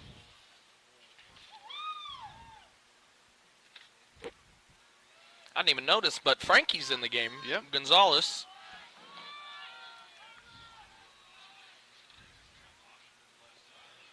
So option coming, and he's going to be wrapped up for a nice gain by Whipple.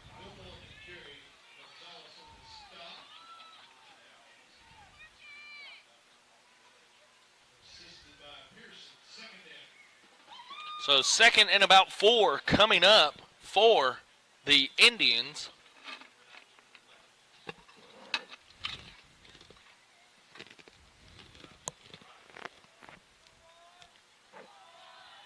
So 2 receivers set, 1 to the left, 1 to the right.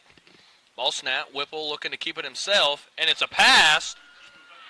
And he's going to be The reception is completed.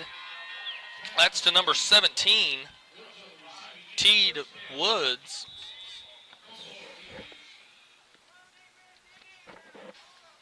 See, and this is where, one of my sayings come in. You got to bend. Oh, yeah. What don't break. I mean, the Bulls have already had a couple turnover on downs inside the 5 tonight. I mean, but it looks like they're going to. Right now, they're moving the ball pretty good right now on the Bulls.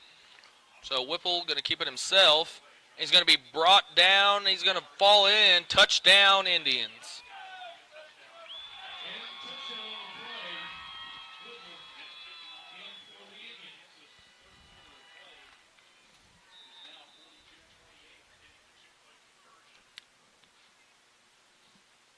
See, and right here is where, you got to stop them.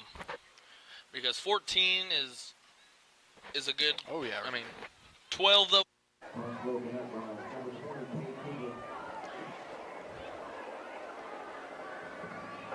Direct snap to number 7. Yeah, that's the elder Moore. Picks up a few. 5 seconds. 4. That'll be the end of the third quarter.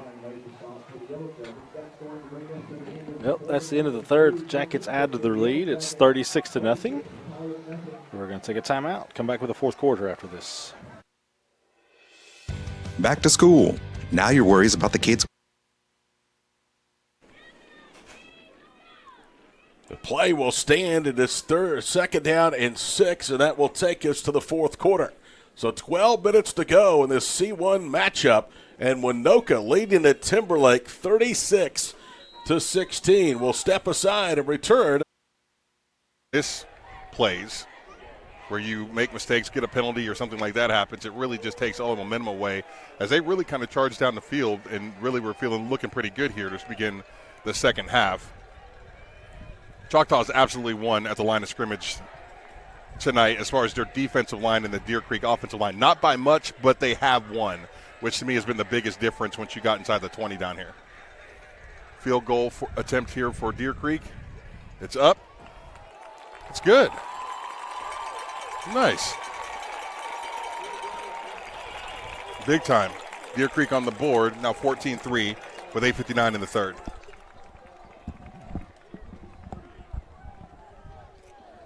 The Owlers were going to take the chance again there to get stopped.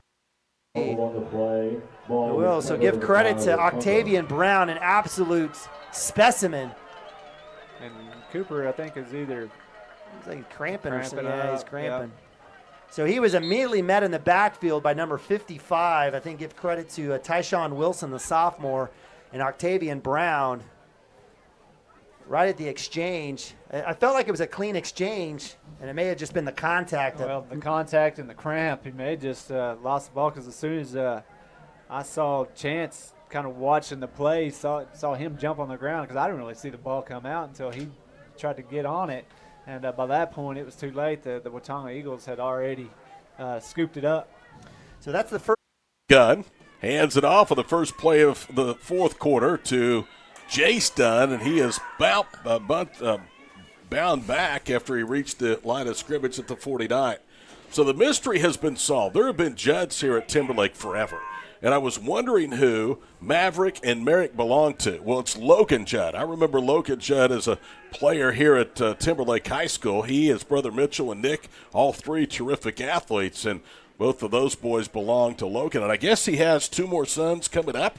That's good news for the Tigers and their faithful in the future.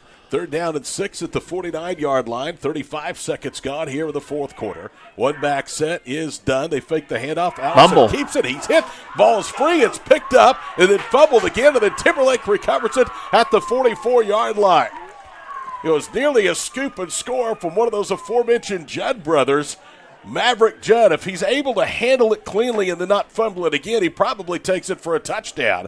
Instead, a big break here early in the fourth quarter goes the way of the Tigers. Well, a situation where Maverick tried to pick it up once. Smart move by the youngster to just fall on it.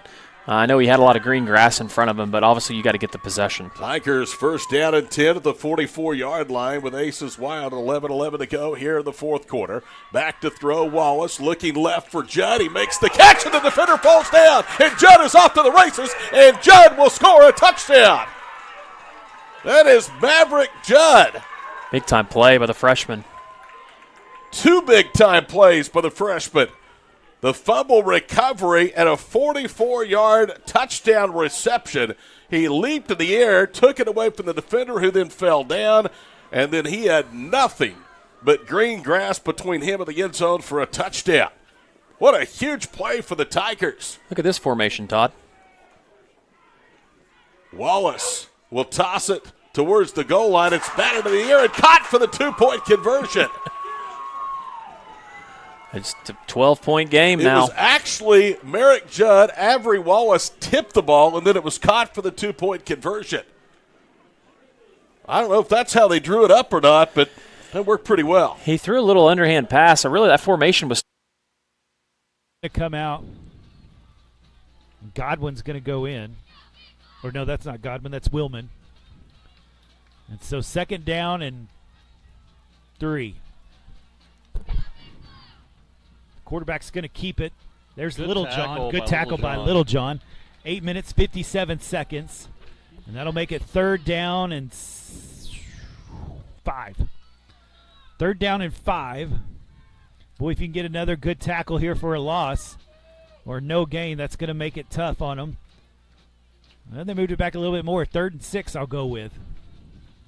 8 minutes, 35 seconds.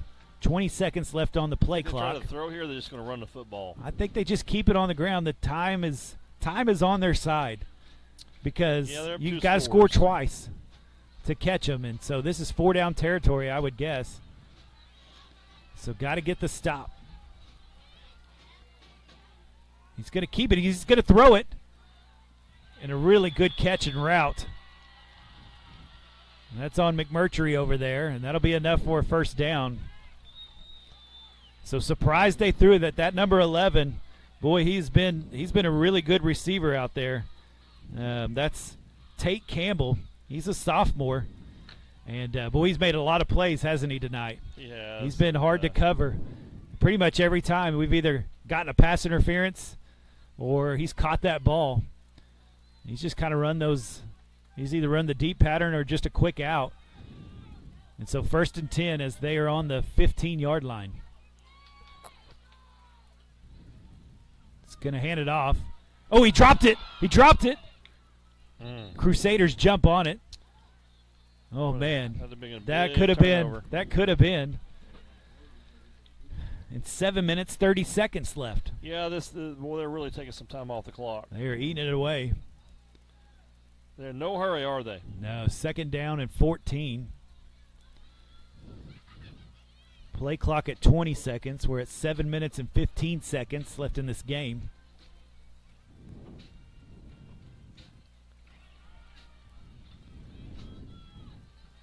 Down to 8 seconds. Snaps it, hands it off. There's Taylor. Brings him down. I think they lose. Yeah. They lose another yard or two.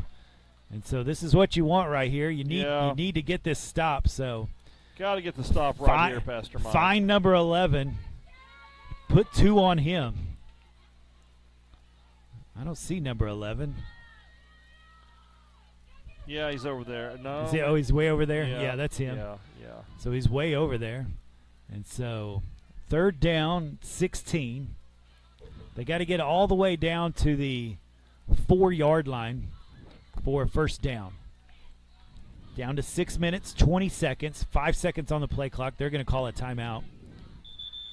And they do with 6 minutes and 16 seconds left. Well, we don't have a lot of time to work with. We've got to have a stop. And just running back all day long. Not scared to run between the tackles. A lot of promise there for the he's a senior, 5'8", 170 senior. Wassel takes it off to the left. He runs it in for a touchdown himself. Choctaw back on the board here in the 3rd quarter. Big time drive there. Big time drive there. Great execution across the board. Offensive line block. Time only picking up a couple. You know, these two schools play in most sports. They haven't always played annually in football. Since 2000 and around 2000, this is only the 8th meeting between these two Northwest Oklahoma schools. On second Nice and 8, play. handoff and a great play in the backfield. Jace Dunn tackled behind the line of scrimmage by Carner Sands for a loss of 2. Brings up 3rd down and 10, and now do we see the Railroaders go to the air with 9:25 to play. I watch them run a freeze play here to try to get them to jump off sides, and they've been really good at doing misdirection stuff. Obviously, you got to think that probably two plays. Cameron Newton tied in right. The tight end left is Hunter Durkee. Back to throw is Wallace, rolling right. Wallace is dancing. That offends 2 defenders. Now runs up the right sideline and is tackled out of bounds.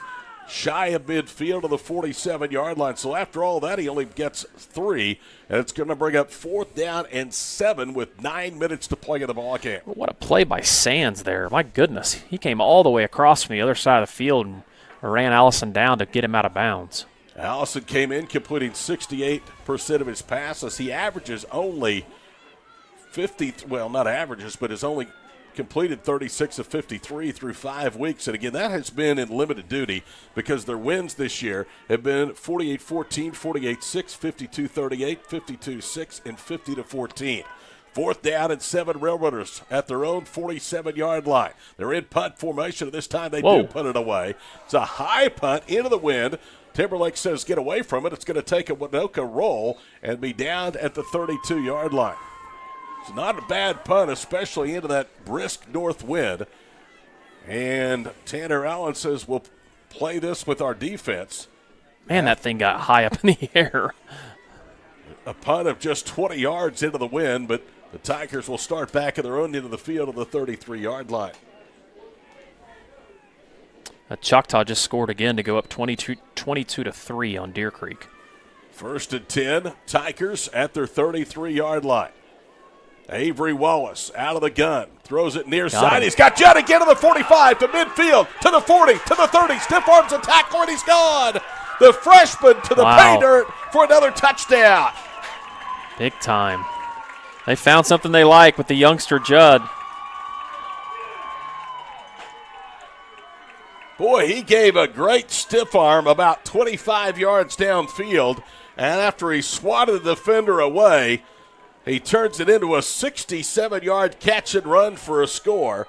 And with a 2-point conversion here, it's a 4-point game with 8:47 to play. Just huge, huge answer by Timberlake. They go with a swinging gate. Wallace will try to run it in for 2, and he walks it in. Got out of an ankle tackle that time, was able to walk it in, and it's a 4-point game. Timeout, 8:47 to play in Helena. Winoka 36, Timberlake 32 in the Skordle Game of the Week. For over 50 years. Deer Creek defense is giving them, and by virtue of that, it's a 19-point lead. Adamson hands it off to Wilson, and he is not finding much running room in the middle of that defense. And once again, Sam, you pointed out just how good that Marcus McGrew has been tonight. And I know you're partial to the guys on the offensive side of the ball, but there's no one that might be more important, that gets less love on the field than the nose guard.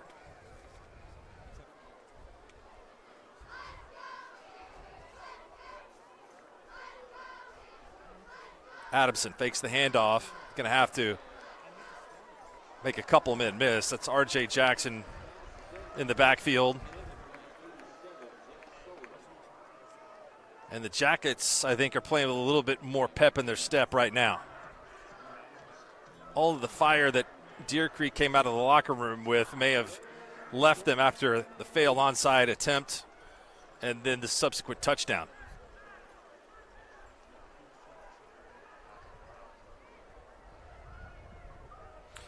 I got to ask you, Sam, what, as far as Wassel goes, committed to Akron and the MAC, Joe Moorhead liked Steele when he was at Oregon. What do you think about Steele in the Big 12?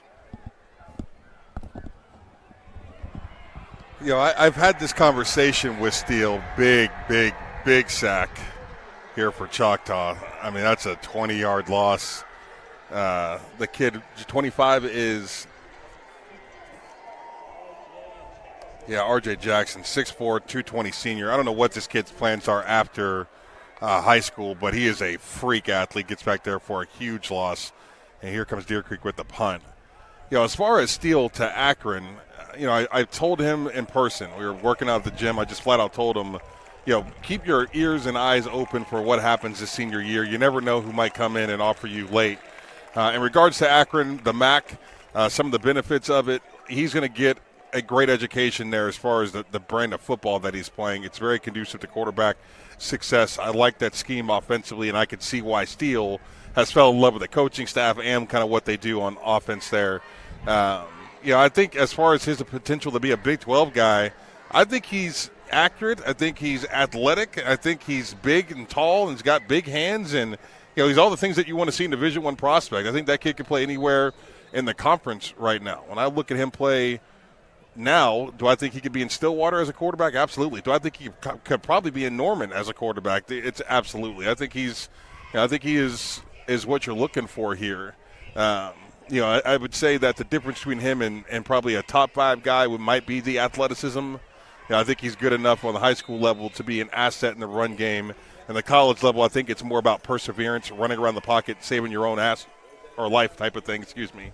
I think he's got the ability to do that at the next level. He's never going to run away from anybody in the D1 aspect. But yeah, I think he could definitely be a Big 12 quarterback. The thing I love about him the most out here tonight would be the level of command that he has over the offense. Like, this is something that over the last couple of years he really has matured quite a bit. This is a different version of him today that I'm seeing versus what I saw 2 years ago, and obviously that's what it should be, but clearly they've done a great job with developing him here in Choctaw. Great job by this coaching staff.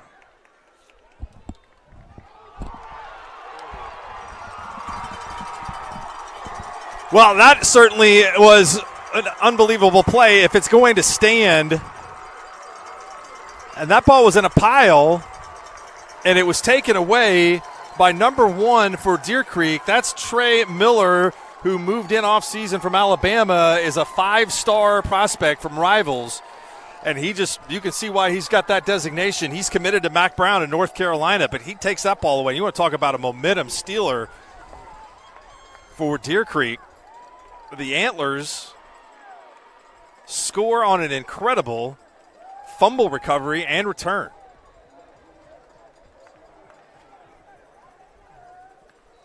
The extra point is good. We'll take a break here with 5:45 to go. Carter Sands, that was the one that tripped him up. So 2nd down and 5, under 6.5 minutes to play. Watch Coach Allen here bleed this play clock down. It's only at 25, and they're just now huddling up. Coming in for the Tigers is Gentry Nickel, a sophomore, number 5. And that's what Allison, the quarterback's telling his guys, hey, we're going to break this huddle around 10 and take this clock all the way down. A lot of youth out there for the Railroaders, but not in the key positions, including Tegan Allison, a senior. Now they're going to snap it with under 5. Allison hands it off, and that is Seeger, and he has a 1st down to the 20-yard line. Well, that's demoralizing. You take 35 seconds off the play clock, or 34, should I say, snap it late, and then get 5 on a 1st down carry. I love the play call, too.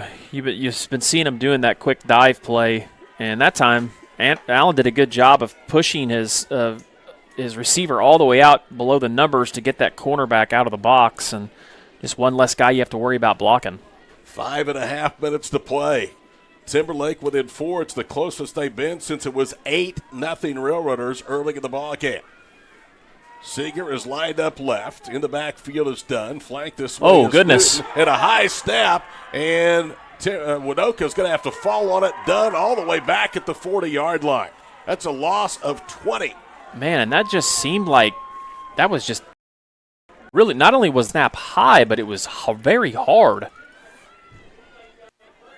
We have not seen any problems with Hagelberg, the junior center, and Allison, the quarterback, center to quarterback exchange.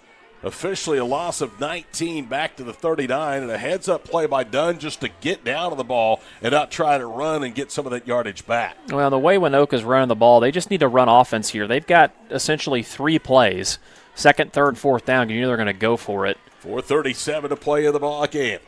36-32, Winoka. Play clock already down under 10. It's second down and 19 for the Tiger 39. Back to throw is Allison. He's in trouble. Now flush for the pocket. A flag is down. Allison is going to scramble, and he's finally hogtied, and that is a horse collar tackle at the 34-yard line. The Tigers are saying they did not horse collar, but the official right there is it was a high tackle up near the shoulder pads. Immediately threw the flag. We're going to have two different penalties on this play. So you're going to have a hold, and I think they'll measure both, right? Hold against Winoka. Personal foul, face mask. It wasn't a horse collar. They offset, so they'll redo. Second down at the 39-yard line. I'm not so sure. For the first time, I questioned the play call a little bit. The kind of success you've been having, the kind of chunks you're getting running, it looked as if, though, they were trying to get something quick, and Timberlake's rush was far enough back. Well, this Timberlake crowd really coming to life here in Helena. Guy right in front of us said, I think the Tigers have hope now. Well, they've had hope for some time. They've dominated this fourth quarter. 4:15 to play in the football game. Second down at 19, Railroaders. Back to throw. Allison for the 49. Going deep left. He's got Dunn. Dunn at the 15 is tackled to the 10-yard line. And it was a touchdown-saving tackle by the linebacker, Avery Wallace. If that ball doesn't hold up just a little bit, that is a touchdown. What a fantastic play call. I will not question you, Coach Allen, any longer. 29 yards gets them out of a second and 19 at the 39-yard line. Hey, you can't. You used to coach football. Well, the thing is, an 8-man is so hard. You got to account for everybody, and what a great job leaking the running back up the sideline. The hardest thing in 8-man for that is to give your quarterback enough time to complete that play. 4:05 to play in the ball game. Winoka trying to move it back to a two-score game. Single setback, two tight ends. Now they'll run the power game. It's Seeger. He's hit at the 5, spins, and is tackled at the 3-yard line. And there was some good running room behind the tight end of that side, the right guard, Wyatt Atwood. And, man, after the miscue at the snap over the head, Winoka still strikes. They just have been having a ton of success offensively in this game. You can tell just by watching this ball game the confidence that Tegan Allison and Tanner Allen have with each other. Allison almost always goes over to his head coach to get the play. Yeah, Allison I've been really impressed with him tonight. Very steady, has run the ball really well, and he's completed passes when he needs to. That was a beautiful ball he threw. Second and goal to go at the 3-yard line. Two backs behind Allison. Handoff, running left. That is Seeger diving for the pylon, and he's down inside the 1. And it was the Judds, Maverick and Merrick, that kept him out of the end zone at least for one more snap, but it's going to be third down and goal to go. I thought he reached the ball over the pylon, but looked like the ball was inside the 1. They're clearly putting it at the 1-yard line. Railroaders will bleed that clock again. Clock has stopped, the game clock, as Seeger was hit out of bounds. 2:50 to play. Wide receiver Jace Dunn. Seeger is in the backfield. Jake Hagelberg will snap it as Allison goes under center. And Allison will try to go for it himself. He gets a push from his teammates, and he is in for the touchdown. Late signal, but he did get in for the touchdown, and that is a championship caliber drive and answer by the Railroaders. Yeah, it looked bleak because the center got stood up, but it was a good job. Like you said, Allison kind of rolled off the center and found a little crease and fell into the end zone. He also had some help from behind. Landon Seeger, his running back, was trying to give him a push from behind. Now it's a 10 gain there in that play. Wassel showing some discipline, some poise, looking down the field for the deep ball. Doesn't see it. Throws the outlet pass, moves the chains. He's grown up. There's no doubt about it. He's a good decision maker. I do want to make a note here. The wind up here on top of the concession stand on the visitor side is blowing pretty stiff, and I would assume that there's a bit of a tunnel action going down here on the field.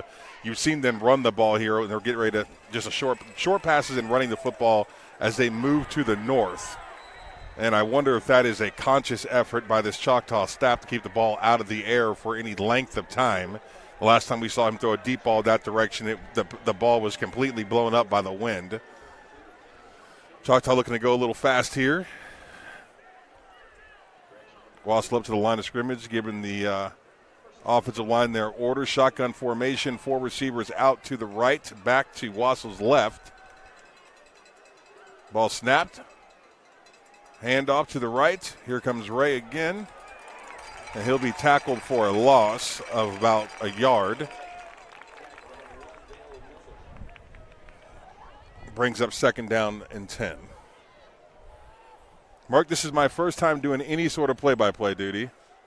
I know you could tell. I love the golf clap. I appreciate that. 2nd down and 11. 4 receivers out to the left, back to Wassel's left in the shotgun formation. Offensive line all in 2-point stances but the center. 3-man front from Deer Creek. Wow, big-time swim move right off the line of scrimmage by the nose guard here and Deer Creek. I don't have 67 on this sheet, but that was an excellent play by that young man. And UT beat his man right off the bat, used his hands, struck to the chest. Nice little swim move, comes over, sacks Wassel in the backfield, who looks like he's labored a little bit. Maybe took a little shot below the belt. Shotgun formation, 4 receivers out to the left, back to the left. Ball snapped, handoff right up the gut. There goes Ray with a quick little move. And it looks like Deer Creek is going to get off the field, 4th down and 15. And like they have all night long, Choctaw looks like they're going to stay in the field. Wassel clearly having an issue with this right leg as he grabs his hamstring. He's waving towards the sidelines here. All right, they're getting up to the line of scrimmage. They're going to go with this thing. 4th and 15 from the Deer Creek 32. Wassel looking to the sideline for the play. There's been some communication issues from the Choctaw sideline really all game long. As Wassel looks like he's going to take a timeout. Yep, timeout taken. 33 seconds to go in the 3rd quarter. Both teams walking off to the sidelines. Yeah, I feel like all night long there's been some issue. Do they have headsets on? Does he have audio in his helmet? Yeah, I don't know if they're just not getting the signals or whatever, but I feel like there's been some frustration from Wassel all night long as he turns to the left to look at the sidelines with his hands up in the air like, tell me what to do at this point. He has a team lined up, and he's just waiting for a call. Something's going on with the communication there, and it's just not getting in quick enough. This is probably the 3rd or 4th time that this has gone down this way. Either he's hurried at the line of scrimmage or they had to call it. From the Railroader 41-yard line after a gain of 22. Go with a triangle formation left. Flag is down. Set. And they were not set. You're right. That's going to cost them 5 yards. False start against the Tigers, and the homestanding partisan crowd around this is going bananas. Now Tyler Severin is out there on the field. Visiting with a white cap, and he doesn't appear to be very happy at all. Tyler, of course, the son of head coach Brian Severin. We're sure he's watching and listening. Brian, our thoughts and prayers with you as you continue to recover from your bypass surgery, and we hope to see you back with your beloved Tigers very, very soon. So the line of scrimmage will go back to the 46-yard line. It will be 1st and 15. Ball still in Winoka territory with exactly 2 minutes to play in a 12-point game. 44-32. Triangle formation left. Now in a quarterback draw, it's Wallace. They shadow him this time, and he's decked. Ran right into Seeger, and then finally was finished off by Atwood. And if those two don't stay home, that play goes for big yardage instead of gains just 2. Line of scrimmage at the 44. It's 2nd down and 13. They'll float it near side for Judd. They overthrew him, but it's intercepted. Intercepted by who else but Tegan Allison. And the Railroaders are jumping for joy. It looks like they may come and snap a 20-game home field win streak for the Timberlake Tigers. And I don't know if there was miscommunication between Merrick Judd and Avery Wallace, but that ball was nowhere close to being catchable for Judd. Well, that situation, Wallace just got the ball out too quick. Judd hadn't even gotten into his route. The way they were lined up, you'd like to see something thrown over the middle of the field. 1:34 to play, and that will just about do it. Timberlake does have all three of their timeouts, so Winoka will keep it. Like each other very much. Just an observation.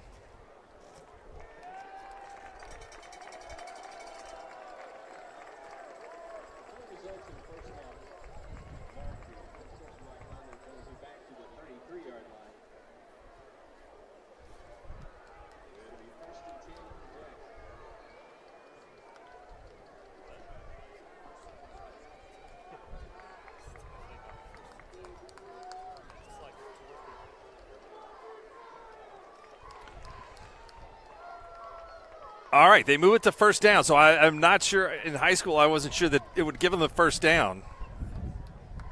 No, fourth down. It's fourth down. Pass interference shouldn't. Well, we'll see what we got here. Back and forth. Sam, why don't you have the headset on? It's first down. We're going with that. 1st and 10 for the Yellow Jackets by virtue of the penalty. And then the dead ball personal foul. The Jackets have 4 more downs in which to work. Wassel, screen pass, caught, and nifty move along the sidelines.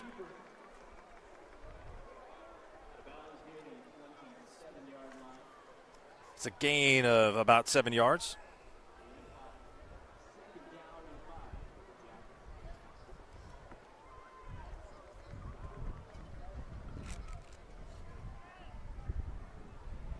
We're getting quite a few plays in here before the end of the third quarter. Hand off to Ray. And Ray has certainly got his carries in tonight. And that will be the final play of the third quarter. We'll take a break here and return with the final 12 minutes of what should be a fantastic finish tonight in Choctaw. It's the Yellow Jackets 22, the Antlers 10 on the Skordle Game of the Week. The hands of your quarterback or your running back, make sure get down onto the ground, make them use that timeout.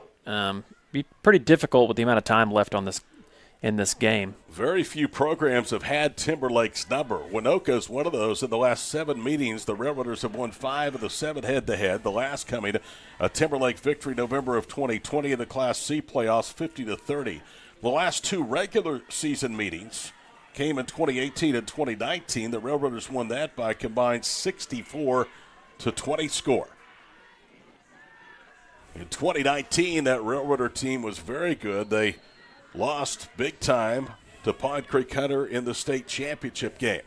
3rd down and 7 to the 34. Dunn motions. They'll hand it off with a little sweep. Trying to get to the end. He breaks a tackle, and he's on his feet and still going. 40 to the 30, and he slides down, and now a late hit. That's going to cost the Tigers some penalty yardage on Merrick Judd's part. I'm going to be honest with you. I don't know why he slid down, because the touchdown would give them the max of 15 district points, although I don't think it's going to matter if you have the head-to-head with Timberlake. Yeah, that was interesting, although, I mean, the game's over now. But we're going to pick up the flag, and now the Railroaders will just have to snap this a couple of more times. I'm going to be honest with you, Todd. He wasn't getting in the end zone. Judd was reeling him in. Judd has got some elite speed. A 29-yard run to ice this away by Jace Dunn. And, boy, he had some good running room and then was able to get out of a couple of tackles. Looked like he was going to be tripped up as Timberlake will spend their final timeout. He stumbled and tried to pull away from the pack, and he was doing so, but you're right, Judd ran him down. And he was reeling him in quick. And I'm glad they picked that flag up. I am too. I mean, momentum, you can't just stop it during the course of play. Definitely an effort play. There was nothing malicious on the part of Merrick Judd. Well, over in our other game of the week, Choctaw leads 22-10 going into the fourth quarter. Wow. I had those 2 teams picked to play for the 6A2 state championship with Deer Creek winning it. The Antlers have been super impressive. Arguably the best 6A1 team on the west side of the state is the Mustang Broncos, and the Antlers went to Mustang in the non-district portion of the schedule and beat Mustang. Here's an interesting score. Coach Jones at Norman North is just trailing Jinx 21-17 in the third quarter. And how about this? 56-14, Bixby over Enid. I don't mean that in a bad way. First That's of all, actually they not scored bad. on him, Yeah. and Bixby hasn't scored 80. It was actually, I'll be honest with you, Todd, that game was 36-14 earlier on. Whoever So, Sean Woods has did a great job at Enid High. First and 10 at the 37-yard line, or the 27-yard line, of Timberlake. So it's kneel down time for the Railroaders. Tigers did not have any more timeouts. And now flags. And I think Timberlake may have been in the neutral zone. They were. So it'll be to the 22. It'll bring up first down and 5. And the frustration has set in for the homestanding Tigers. Man, Balco all over Shattuck now, 62-34. Jordan McGowan, who didn't play early. Gains or negative yardage on the defensive front. You just think that maybe the Yellow Jackets are kind of biding their time before Steele Wassel lobs one over the top. And with a 12-point lead in Antlers territory, Jackets are pretty content to let the clock run down here. Play clock is now under 10.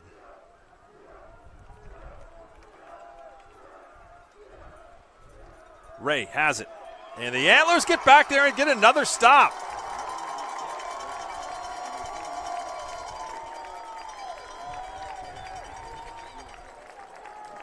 Like Maddox Candy, the linebacker who blitzed through there and puts the Jackets in a third down and long situation.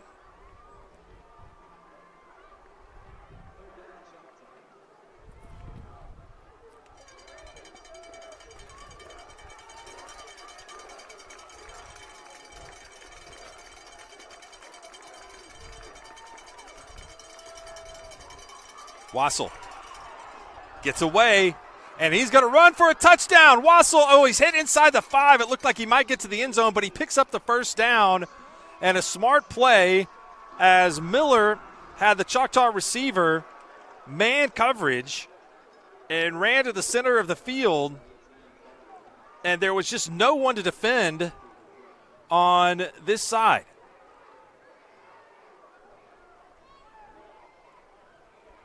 And there's a penalty thrown around the 2, and I think this was going to go against Deer Creek. If you're going to pick up a personal foul, that's where you want to do it, on the 2-yard line, because instead of a 15-yard penalty, it's a 1-yard penalty.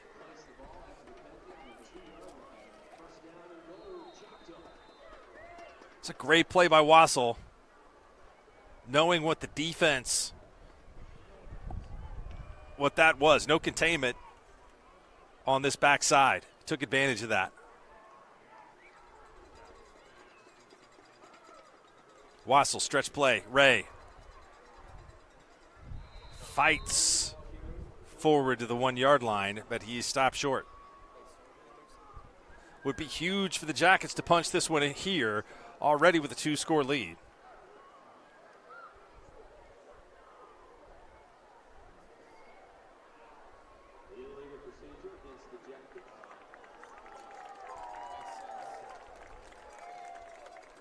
And this will cost him 5 yards.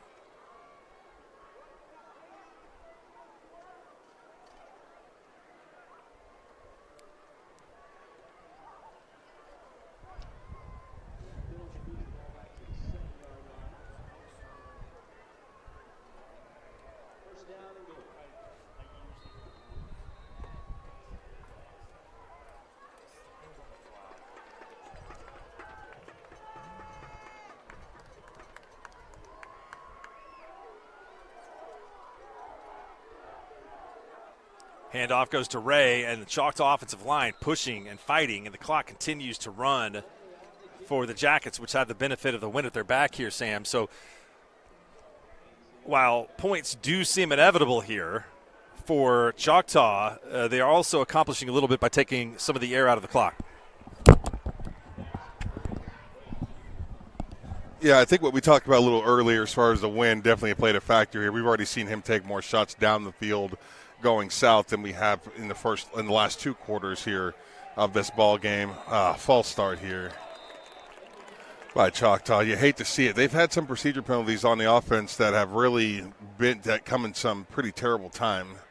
They're going to back up to about the 8-yard line here. You would assume that, like Mark said, points are going to come here somehow, some way, as Wassel and crew have been really good on the offensive end. Ray is probably the player that sticks out the most to me in this game, even though he's got a big-time quarterback. That kid has played his tail off today. I don't know how many carries he has or what his numbers look like, but he's got to be coming up on 100 yards, and they're using him like a straight-up workhorse, all 170 pounds of him between the tackles, on the edges, in the passing game. He's been a jack of all trades, and so far, in my opinion, the most valuable player of this Choctaw team tonight. He's really allowed them to do whatever they want to do offensively, and he's the real deal. A lot of credit to that kid. This offensive line also has been really good. They've just been good offensively across the board tonight. All right, was that not a false start? Unsportsmanlike conduct on Deer Creek. Now, the last time I covered a Deer Creek game, I saw a lot of this also late in the game. This was a year ago, 2 years ago, maybe, Putnam City North. There was some fourth quarter antics that got them in a little bit of trouble. They're a salty little team. I said that as we got started. I mean, those kids are tough and hard-nosed. They hit you. They're physical at the point of attack, and they play with an edge that some coaches don't necessarily allow. But they allow that in Deer Creek.